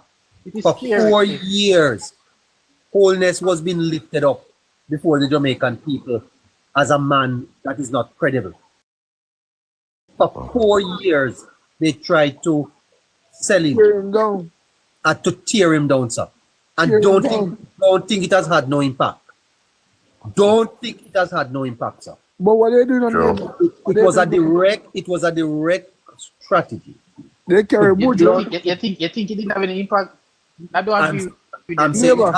I don't agree with you. that it had impact. It don't have no impact. Because I mean, look at it. It's not sticking All in right. the neighbor. It's not sticking in them. It may not. Hold on. Let me say this. They might If it talk it, but it's wasn't not having, sticking. hold on, my brother. If it wasn't having any impact, irrespective of what we may think about the different pollsters, it would be showing in the polls. Are you saying it has had impact or it has had no impact? The bringing down of the Prime Minister's reputation has had some impact. That's what because I'm saying. People are believing what they are being told. That is what I'm Okay, saying. that's what they said. Okay. Sir, when you see those PNP out there with their fists clenched, shouting blood and fire, they believe it, It's Holness the man we're reading, sir. Exactly. That's why some can't shake him, man. You think it's the Jamaica Labour Party? It's Holness they hate, Because that's how they have been indoctrinated. They have been indoctrinated to hate this man.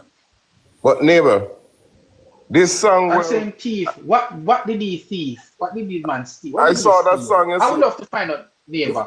What did he steal, neighbor? I Nothing. would love to ask.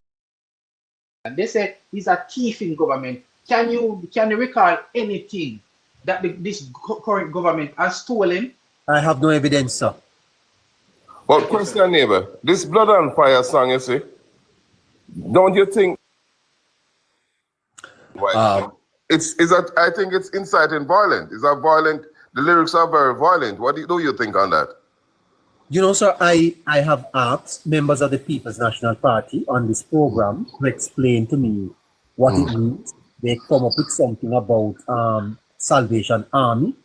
The General Secretary of the party provided an explanation that blood means blood and fire means the baptism of the Holy Spirit. Nonsense. It's a very violent. Technically, they're declaring war on the JLP. Because I heard a little line on it where they say they're going to find the labor right. I don't think, I'm not sure. The labor right them. The labor right them. But find the labor right them and then they say blood and fire. So it all ties in with Mark Golden message down by Jungle, getting wicked on them. But I think what happened is that the government should really, then they shouldn't be taking it lying down like that. And you know, frankly, sir, I hear the Labour Party saying that they have not started their campaign yet. And I think that the Labour Party is going to outwit the PNP. I think the PNP right now has shown us all that it can do. I don't know that they have anything else to offer in terms of the campaign, more than to give the perception of momentum. I don't think that it's anything more than that. I think the Labour Party, as I have explained to the listeners, that the PNP strength is seen in its crowds, no question. Yeah. I think the Labour Party's strength is not seen in its crowd because the Labour Party has strength in the demographics that is going to be the advantage. You know, I think it has very, very strong support in the middle class, working class people, policemen, soldiers, teachers, nurses, civil servants. I think it is going to dominate that in the election. I think the PNP seem to have a lot more support among the lower class. Yeah. And I think that is what you are seeing in their meetings. You mean the ragtags? Well, I don't know. I call them the lower class. Even the polls, sir. I think the polls overestimate PNP strength. Because of the, you know, more exuberant nature of PNP supporters. It's going to be a fascinating election, sir. I'll be having a forecast on Monday, and I'm looking forward to providing. I am concerned, neighbor, about what's his name in Western Mary. What's his name again? Bobby Montague. I'm concerned about that seat. Yeah. I'm very concerned about that underwater. Seat, neighbor. He's underwater. 19 points. 19 points is put you underwater. If he recovers from that, it's a miracle. I'm very much concerned. That seat is a seat that I'm really watching. And this guy in what's his name again? Holma, what's his name? Holma Davis. Holma Davis. I'm concerned about that. Well, Southern St. James has always been very tight, you know, sir. The Labour Party has greater strength in the other five seats. Homer and Marlene. Marlene would have recovered a bit. At the start of this year, Marlene was shaky. He would have recovered a bit. I think Andre Horton is running a good campaign there. Exactly. He's getting quite a bit of traction. The PNP's base in that constituency seems to be alive. Marlene has a good team. The party has sent in support for her. They want her to carry the seat. I can tell you that. That's not a seat that the Labour Party wants to lose. Yeah, those are the seats we don't want to lose, though. You see, if we can get those seats nearby and also get Central Kingston, it's much stronger than Southern. It's more stronger than Southern, though. No? Marlene's chances are better than Homer's. And Nikisha Burchell seems to be attracting support, especially among the males. A lot of young men down there find her very, very attractive, and maybe voting for that. Well, I'm watching those seats. As I said, He's running a we good can get. campaign there too. Very, very visible. Very, very visible. Mhm. I can tell you that Homer will be re-strategizing. The party has gone in. Party has gone in there and has held some meetings. We have to look at the results coming out of there in a few weeks' time. But that Yes, is I, that I is going to want be a to close I one. want to know. Mhm. Yes, and he was behind, as a matter of fact. February of this year, Burchell was clearly ahead. The polls have tightened in that seat, and it's now a dead heat. Okay. Yeah. You see, if we can get those seats, neighbor, plus get a hold of Central Kingston, I just want to see. Once I see those seats called for the JLP, I know that the election is over. Central Kingston is too close to call, and if I can tell you that when you look at Central Kingston and see Labour Party strength there, you realize that the party is going to do well in the election. It's amazing, sir, because Central Kingston is the old Michael Manley seat. Yeah. Yes, and if the Labour Party remains competitive in Central Kingston at this point, then your election is very, very interesting, sir. It's interesting weeks ahead. Interesting weeks If the ahead. PNP is winning the election, sir, they should be ahead in Central Kingston. I tell you that. But it's not showing. It's showing deadlock there. It's showing a dead heat. Look at Westmoreland, for example. You would have thought that the PNP would by now have sewn up Westmoreland. Not so. George Wright is ahead in Central. Even Dayton Campbell seems to be in trouble against Danny Lawrence. And I know it will. I know they will not win that seat. I know. I within myself. in West I don't think so. in West, the principal there seems to have been bringing the troops together, and it appears as if he stands a very good chance. Amazing. Yeah.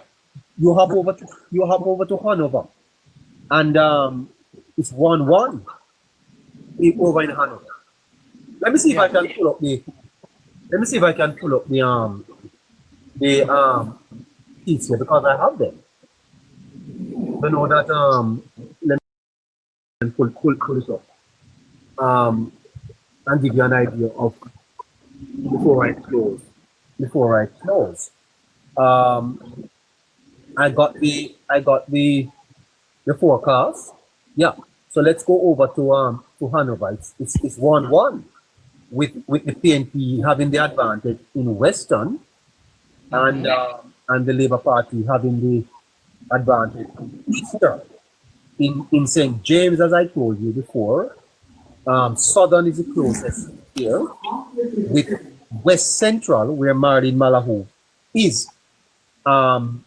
She seems to have the nose in front there against the young young Horton. In Trelawney, Mama D is clear favorite. Yeah, man, she will not lose that seat. Yeah, there's a dead heat in Northern, where Tova Hamilton is. PNP showing some strength there with Rika McNeil. In St. Anne, it's a 3-1 in favor of the Jamaica Labour Party. With my understanding, KC was in St. Anne that Matthew Sabuda is showing such strength in Northeastern that it appears as if it's going to be a washout. Yes. Young Gabriella Morris is not looking bad, but advantage Crystal Lee. That one is too close to call with Southwestern. Yeah. Teams firmly in the hands of the Jamaica Labour Party. They actually call that mainland. Over in St. Mary. It's 1-1 at this time, with one being too close to call. Many people are not with North Bobby Montague. Our forecaster has left that as a battleground. His theory is that the people are not going to vote against Andrew Holness. Labour Party suggesting that they may be able to take Central. I'm not so sure of that. Look at Portland. We have it as too low in favor of the Jamaica Labour Party. Amazingly, Eastern Portland, where Anne-Marie Vaz is, normally a safe PNP seat. KC has that in the safe seat for the Jamaica Labour Party. Imagine, Eastern Portland. That's strange, because if they, according to them, quote unquote, they are now energized, they're re-energized. I mean, it is not playing out for them. So what I want to ask you this, though, neighbor, do you think the Andrew Holness factor can have any strong bearing on some of the battleground seats that the JLP maybe, quote unquote, expected to lose? We're going to tell you that we're going to be able to tell you that in 2 weeks, sir, because one of the things that we have not been able to do is to measure that factor at this point, because Holness is just touching the ground, you know. Yes, and we are watching to see what impact he's going to have on the election. I want you to remember that he has a 9-point lead over Golding, according to Blue Dot, and a 7-point lead according to Anderson.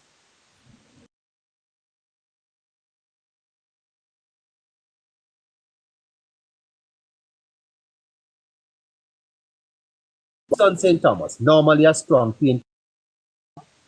That's where the 5-star general was, right? Yes, James Robertson holds on no matter what. The PNP is not expected to beat him, even when the PNP is within jail.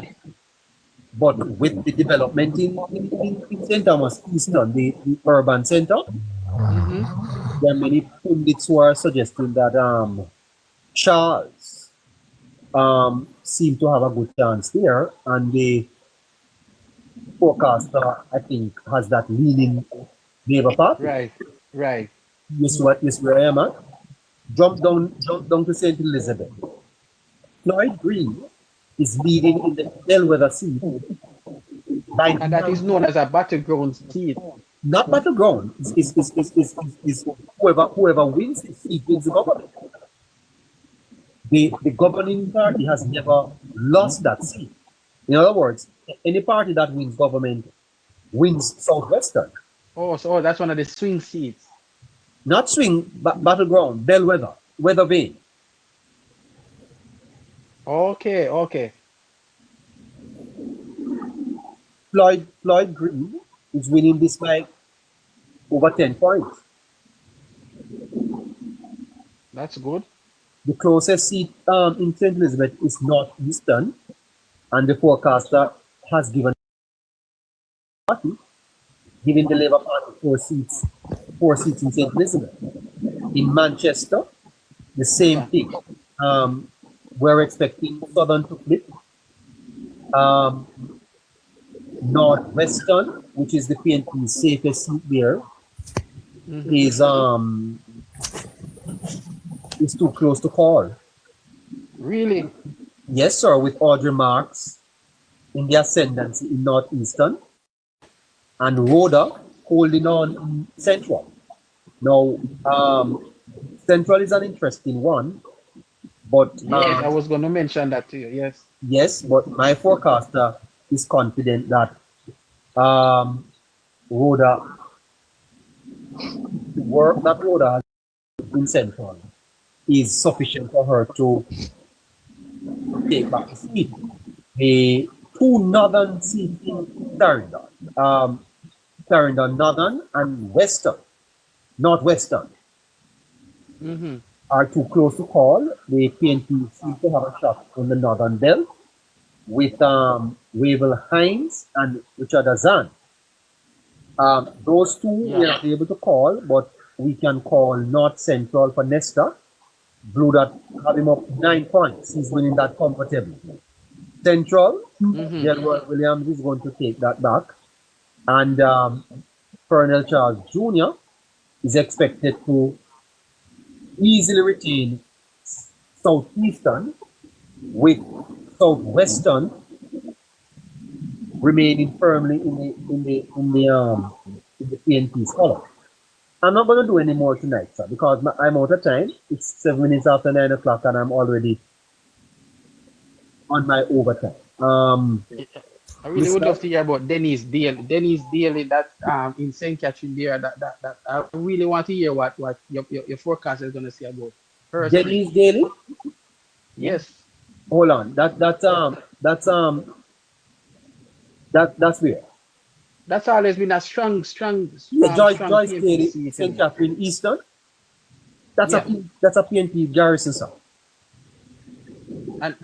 But it's, as I am from that, well, my home is within that area, and what I'm hearing, what persons are saying to me, is that persons are fed up of this lady, but they are afraid to go out and outline that they are afraid. So persons are saying that they are secretly going to vote against her because they're tired she's not doing nothing for the constituency.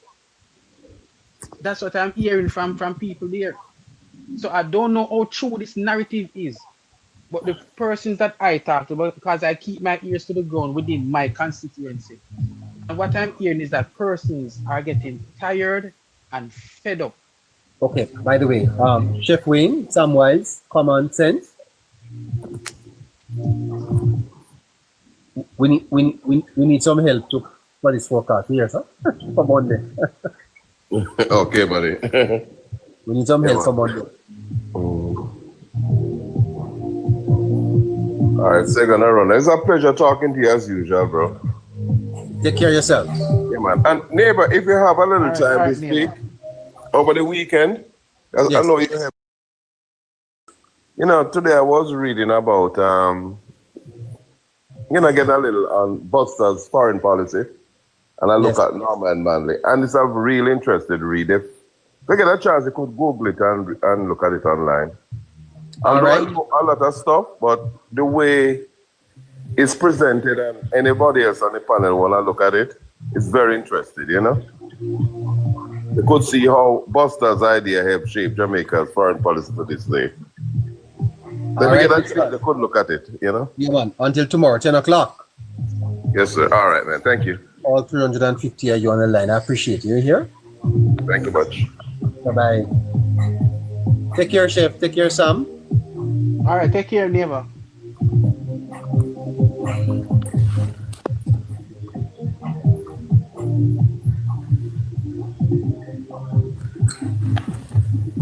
Neighbor, pull up stump for the evening, man. Yes, sir. Clock strikes 9. Understood. What's a nice development though, from Manor to Kingston is good.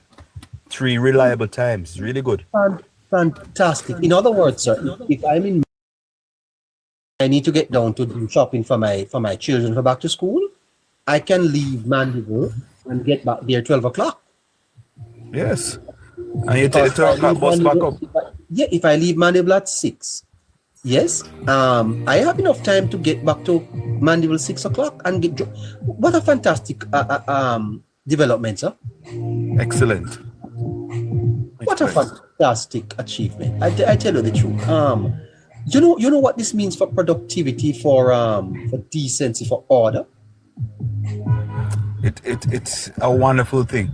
The combination of this neighbor with the rural school bus system you can plan as a government in the cabinet that we can increase production by, let's say, for example, 10%. We can do this here, we can do that there, because persons no longer need to go and reside in a parish for work. You know, They so can I don't have anything against taxi men. And neither do I. But you know that they cause a lot of the traffic jams. Yeah, because in hosting for that passenger, they block the roads and it You know shows very scant regard. You know much people one Some bus of them. can carry, sir? One bus. Yeah. You know much people one bus can move, sir? It probably will take 20 taxis to carry one bus load of people. That's 20 more space on the road, you know, sir. Now, I think that taxi men will have to go look at some other things to do. That's all. Or be subsumed into JOTC themselves. That's the point I'm making. But this It's is not that we have anything against persons wanting to do their own business. you always have hackney carriages. Because remember the way Jamaica is made up, when the bus drop you off, you have to take a taxi, go home. So that service is going to be needed. But we can't have taxis on the main road, sir, jamming up traffic. And the point you're making earlier about the mindset, the culture shift in our people when we think. Because we are accustomed so long to get to work or where we're going. The idea of having a bus ride comfortably traveling from one town to the next town seems out of the way. But when more and more becomes a norm, person will appreciate certain things. And as a caller was saying, the behavior will change. Yes, absolutely. It's a culture shift, eh? It is. Wanna take time, sir. Wanna take time, and the fear right now is, I think Holness as he contemplates naming the date of the election, maybe wondering, will I be returned? I think maybe he has some anxious moments in Maki. I believe so. He wouldn't be a human being if he wasn't have that somewhere in the back of his mind.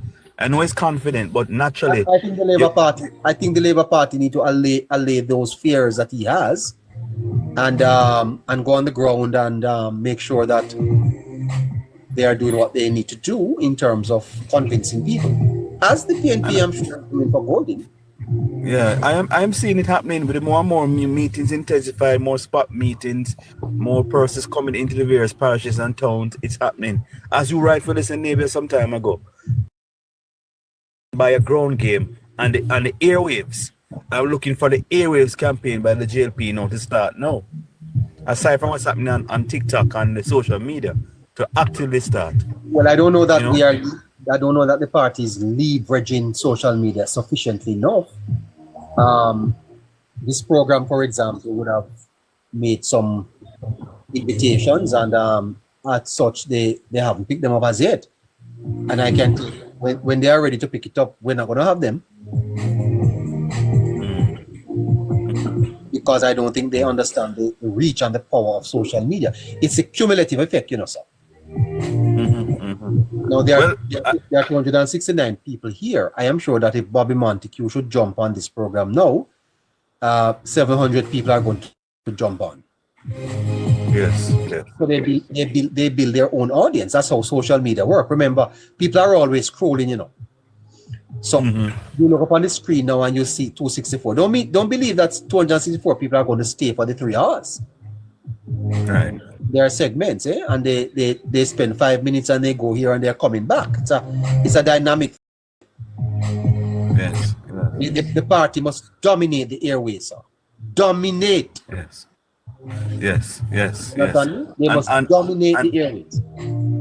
It's happening now. I'm just looking at it. I gather you made a point earlier. I think it's very, very, very instructive, neighbor. You said that Holness is very calculated in what he's doing, and he's going to operate in such a way that's going to catch a PNP in such a way that they can't believe.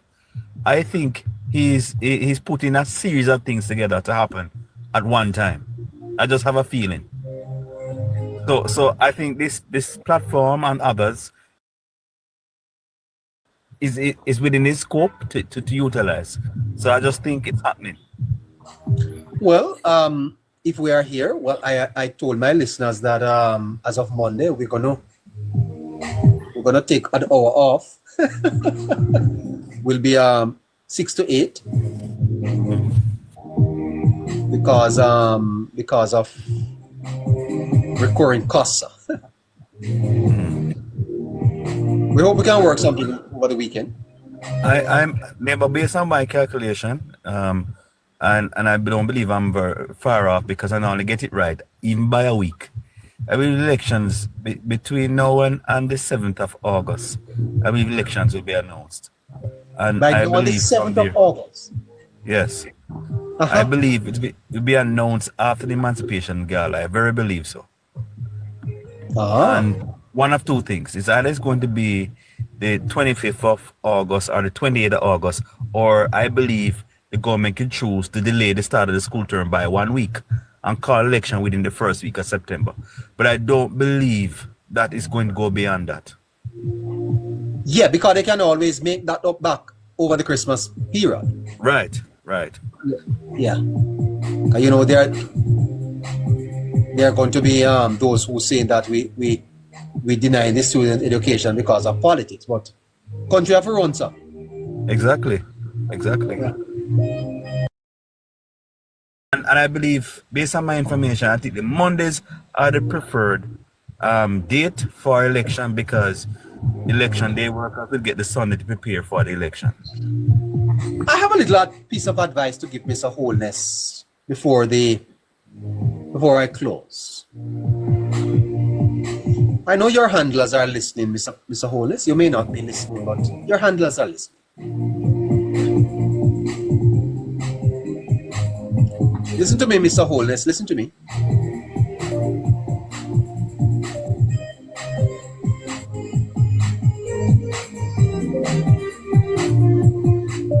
There's a word called predestination.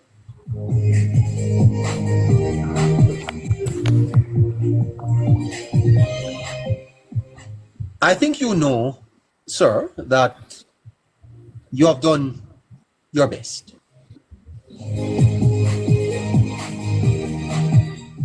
I think you would have thought about this work.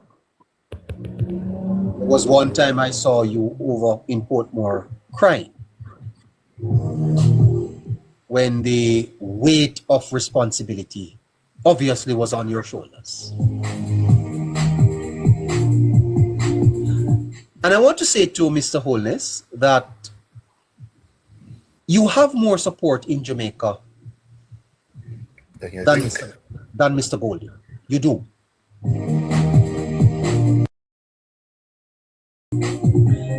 The polls show it, and I'm telling you, you do.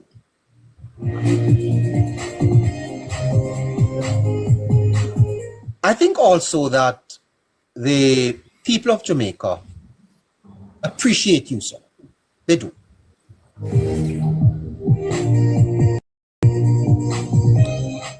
And many Jamaicans are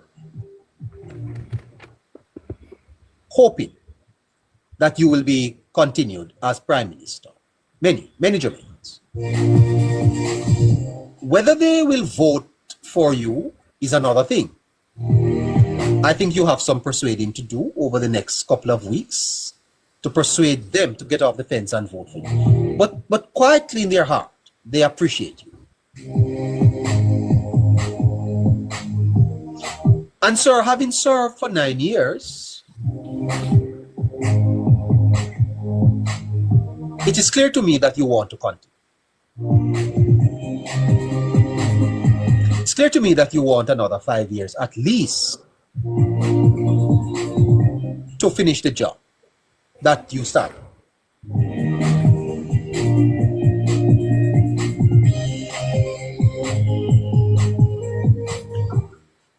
Place your faith, Andrew, in the hands of the Lord.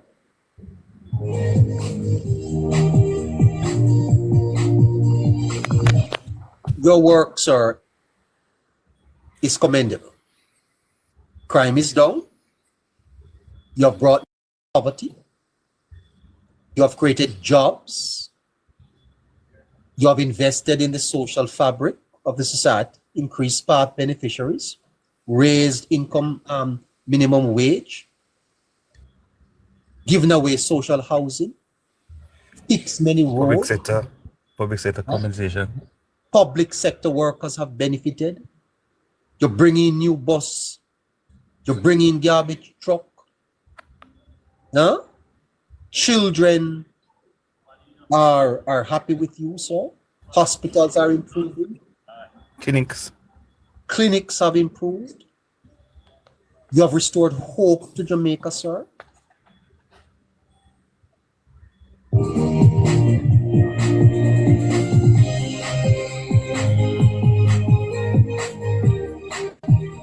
water bills, sir. You have lowered them. Light bills. You are doing something for energy. Poor people that never pay insurance. Yes. Solidarity program, sir. There's not a sector in Jamaica that you have not touched, Mr. Holness. Because global standing has improved. You have represented Jamaica well on the international scene. You are a distinguished leader. Very decent man. Quite an example. No scandal in your government.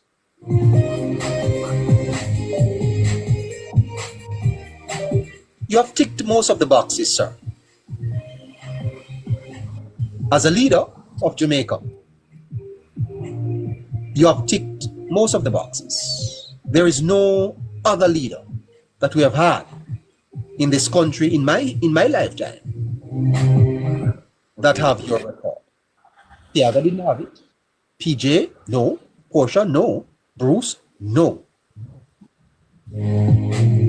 Your report card, sir, is impressive. And now it's time for you, Mr. Holness, to put your fate in the hands of the people. The people that you have served for 9 years.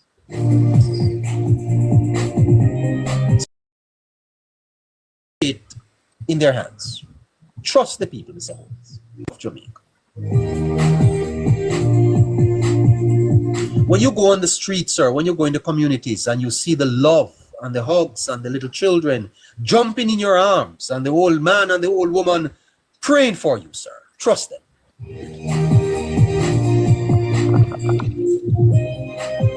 Trust that young girl that you saw running from the building to hug you up, sir. Trust them. Trust the young men that shake your hand. Trust that man who said, nobody can stop you, sir. You remember that man? Trust him.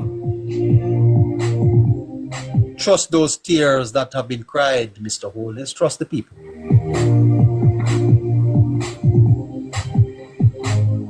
All of those little old people that you have taken out of dirt floor, sir. I tell you. Out of the board house. Out of the leaky roof. The many babies, sir, that have drank Glasgow. The many students who have gone to school. You know, Mr. Holness, the many people who are now driving, can take a loan and get a car. Many who never had a mortgage, and you have made it possible. And I could go on and on and on and on and on. Because I sense, you know, Andrew, that as you contemplate the date, Dr. the Most Honorable Andrew Holness, I'm being told to say that somehow you're a little anxious because you're wondering, what would the people say? Trust them. Trust the people of Jamaica.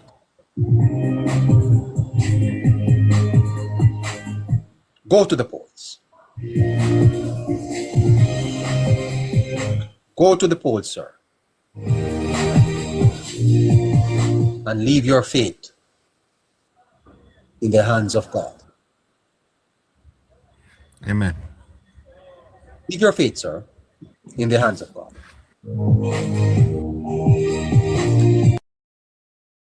Go to the polls, sir.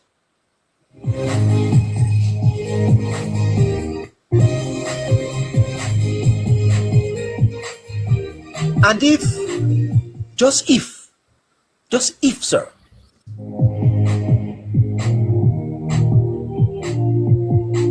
If the results are not what you hope, history.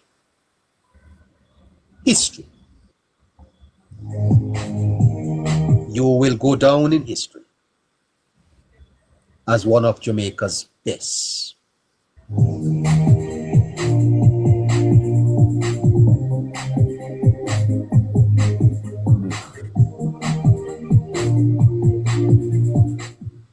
Trust God.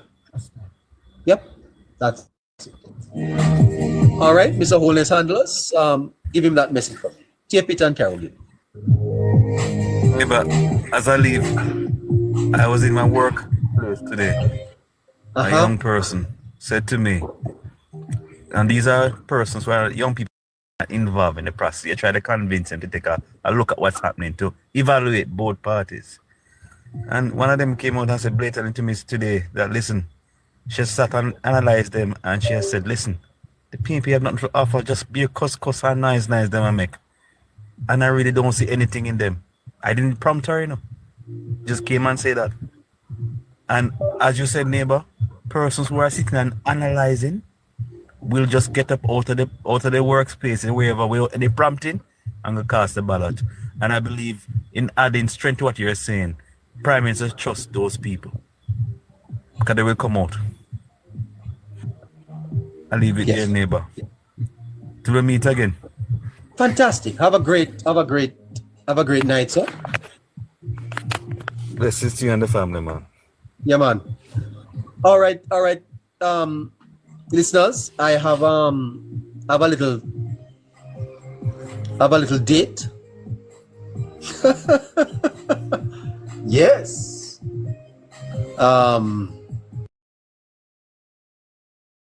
Little things to sort out before night. You know, well, it's after 9, so it's actually night. So until tomorrow, join me again, 10 o'clock on a Saturday.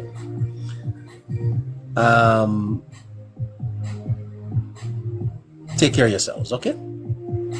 Bye-bye.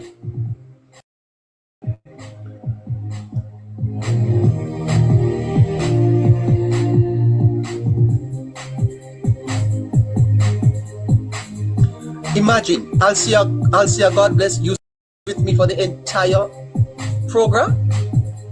Huh? My girl. Wow. You stuck with me, man.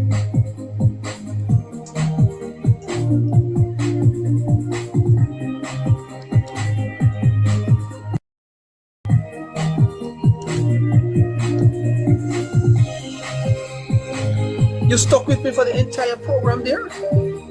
Because I know I saw you when I came up. Train man, how you doing? You're not carrying no load tonight? Why, my listeners are the best. They don't go anywhere else, you know. My goodness. Oh, my girl, I have to... No. We're going to come with the neighbors' t-shirts. Okay. Miss Jenny, how you doing? Okay, this is what you want me to play for you. Peace out, making it easier for you to order your favorite pizza. This is what you want me to play?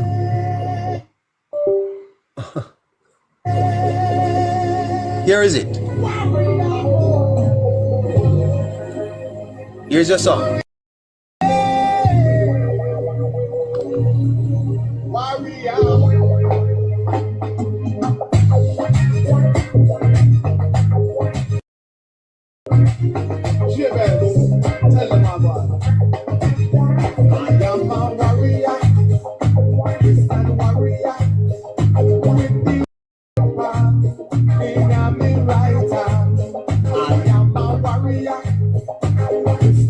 Warrior.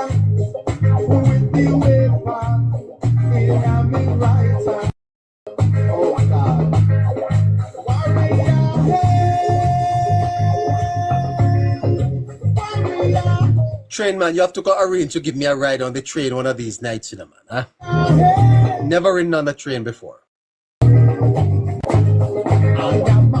Hello, Donovan. Where are you? Where are you, sir? Where in the world are you?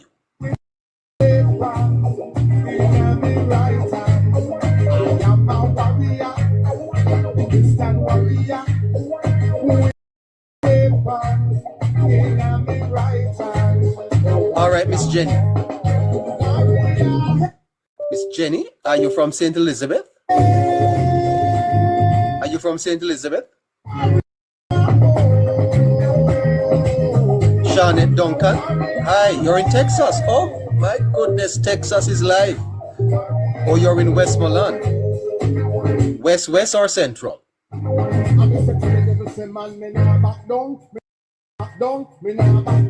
Satan kingdom must come down, it must come down. Go like head, it a go fall to the ground. Good night, TT. How you doing? Lady Ambitious. Oh, look at that. Maxine Hall. Maxine, you know, stall it, Miss Hall. You're having a ball, oh? Roll call train, man. When am I going to get a ride on? Keisha C, how you doing? You stay with me too? The Bull in Portmore. Oh my goodness. Tamala's restaurant is going to be open tomorrow. Tamala's restaurant, yes. Roti and curry goat. Tamala's, huh? Oxtail, rice and peas and chef, you have to send me the menu again.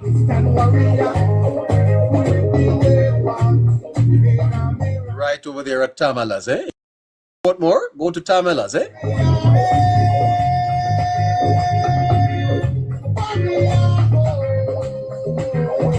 Well, that's a free one for you, sir, Tamala. That's free for you, okay?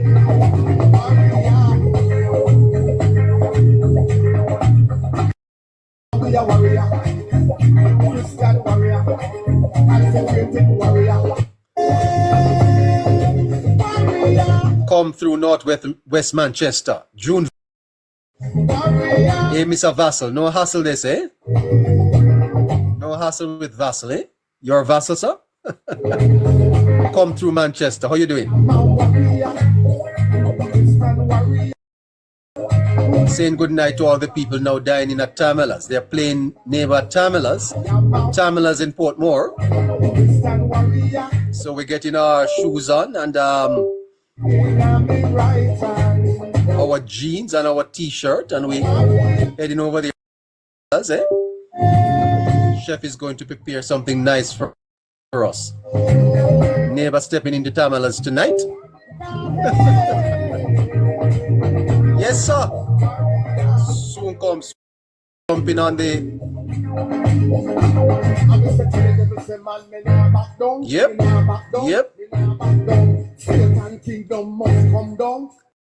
New York is in the house. Betty, how you doing? Let's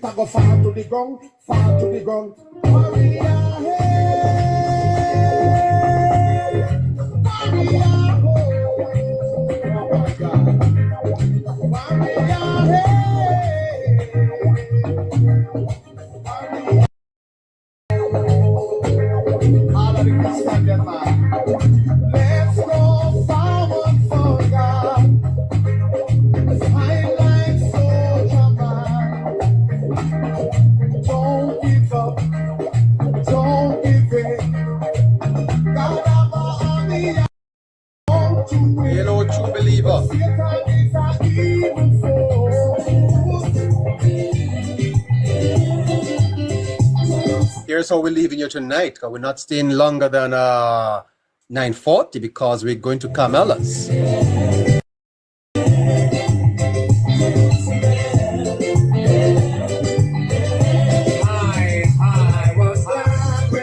I'll see a good God bless. How you doing? Come let us go. Are you in Portmore? Go down to Carmela's. Neighbor's first party will be held at Carmela's, you know. In Portmore, lots of food, but it's not for free. Live and in living colors, eh? My listener, that election night, we are to, are to host the live show from Carmela's in Portmore. What a show that's going to be. I was glad when they say unto me, come let us go to the house of the Lord. Joseph's, Noreen, how you doing? The humble servant of God. Elaine, oh, no strain. How you doing? The humble servant of God.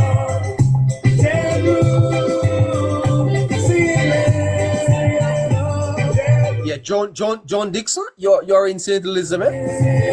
All right. Are you the lady with the AC?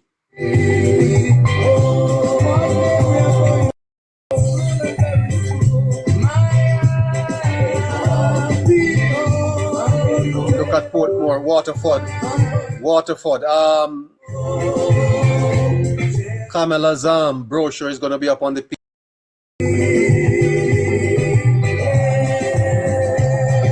Just a small cost of $15,000. Do you want to get your brochure up here? Talk to Jamaica girl.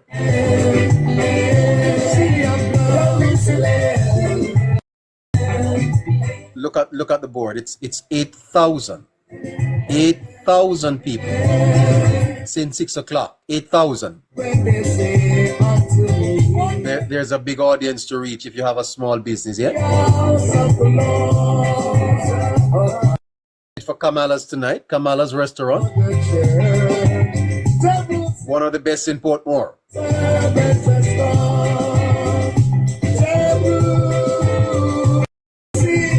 What a session we had tonight with Tari.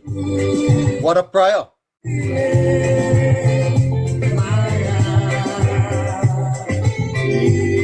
Oh, Alcia, you're up in Stony Hill. Oh, what a thrill up in the hill of Stony Hill. Are you in what's it? Juliet Holness? Is that Juliet Holness? Or Cuthbert Flynn?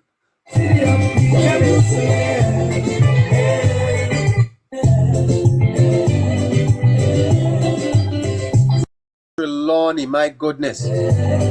What a Friday night, eh?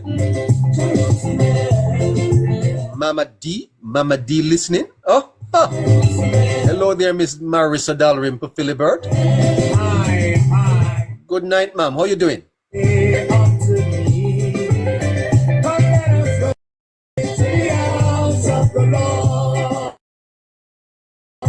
Former Speaker of the House, eh? In Northern Trelawney. Yep, Cuthbert Flynn. All right. Stony Hill. All right. Brown sugar, huh? You come late, ma'am? Great. Better late than never. We're signing out.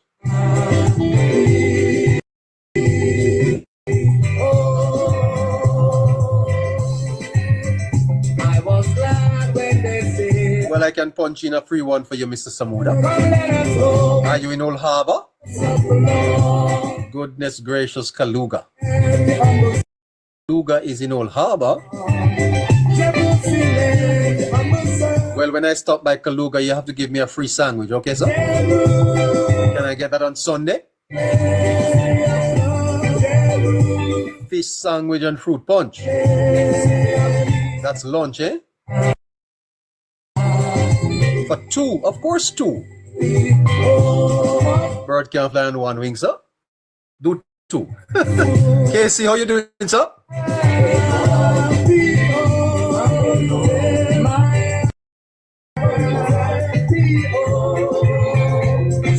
Well, Vinette, you have to tell the listeners that they have to let me go, because they don't want me to go. 9:41. You were watching cricket? Yes, the West Indies were playing. Let's go. You were at, no, they're not at Savannah Park.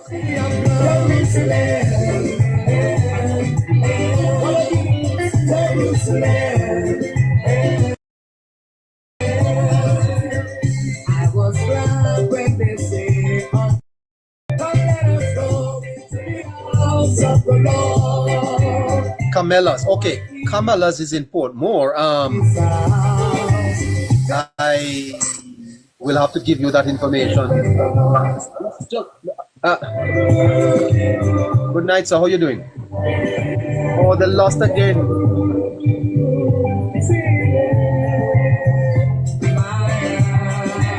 So the Australians beat the West Indies 3-0 in the test. By the way, if you watch the 20 the other night, last match, and look how he played. I mean, the West Indies are down, and Andre went out there to entertain. Boy, say something. It says something about the West Indies team. Second lowest total in history, 26. That's a test match, yeah?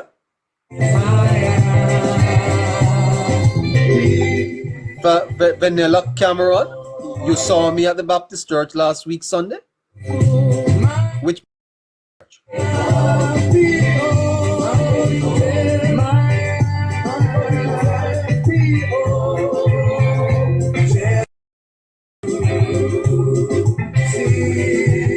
West Indies were 27 all out. When? Tonight? Tonight, 27 all out? No, man.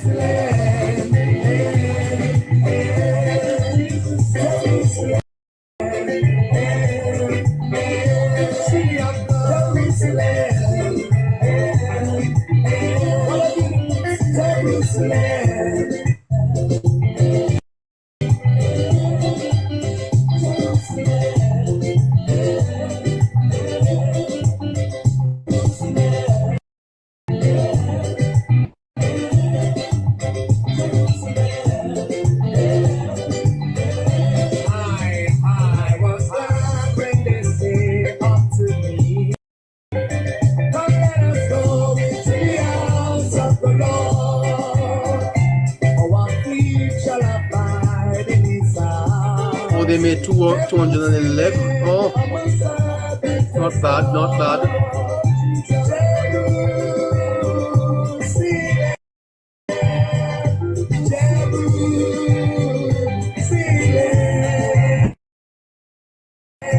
Well, to beat Australia, you have to make 350. Shea Hope made 100. Oh, thanks for the news. I was glad when they say unto me, "Come, let us go into the house of the Lord." Jerusalem, better star. Jerusalem, better star.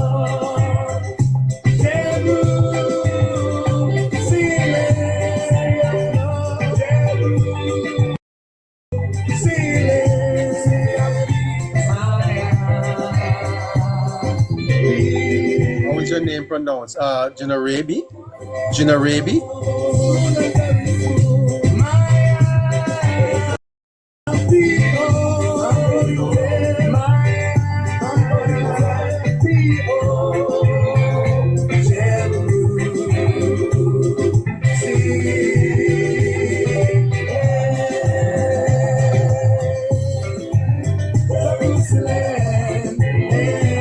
Good night, Portia. How you doing? I am not. I see you, of course. All right. Call everybody name. Don't call yours. Well, is it that we save the best for last? How you doing? How you doing? Big up yourself, okay? Thanks for joining us, eh? Content Marley Hill. Marley Hill. Listening in? Oh, how is my little how is my little by the way, how is my little daughter there? The little girl, how is she? Cayman Island, you're watching out of Cayman Island. Look at this, all over the world, eh?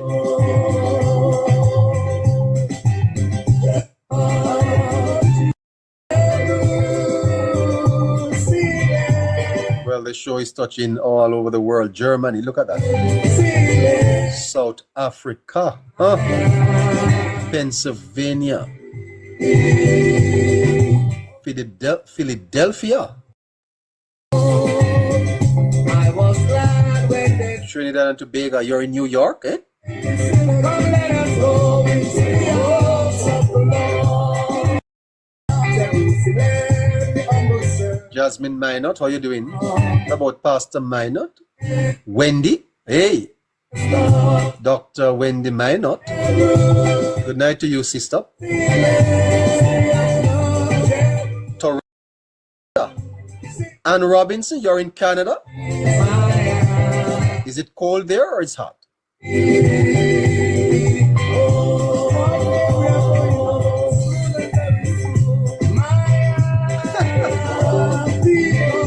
Look at this now. Arizona.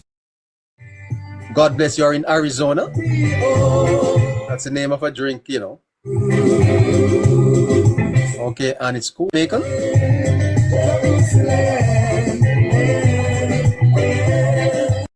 You are Jamaican in Arizona?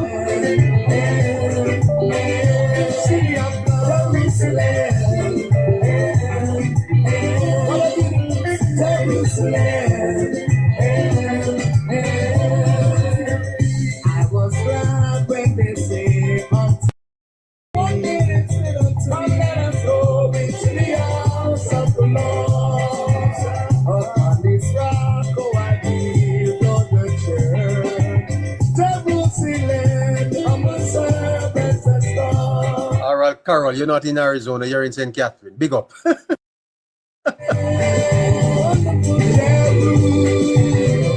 Train man, you having a drink, sir?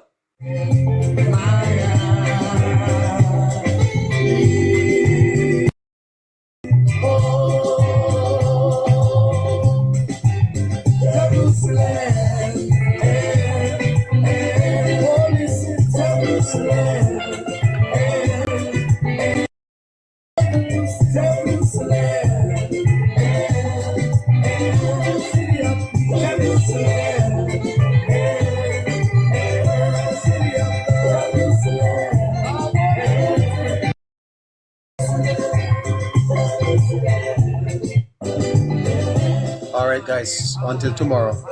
Take care of yourselves, okay? Bye-bye. No, I have to go.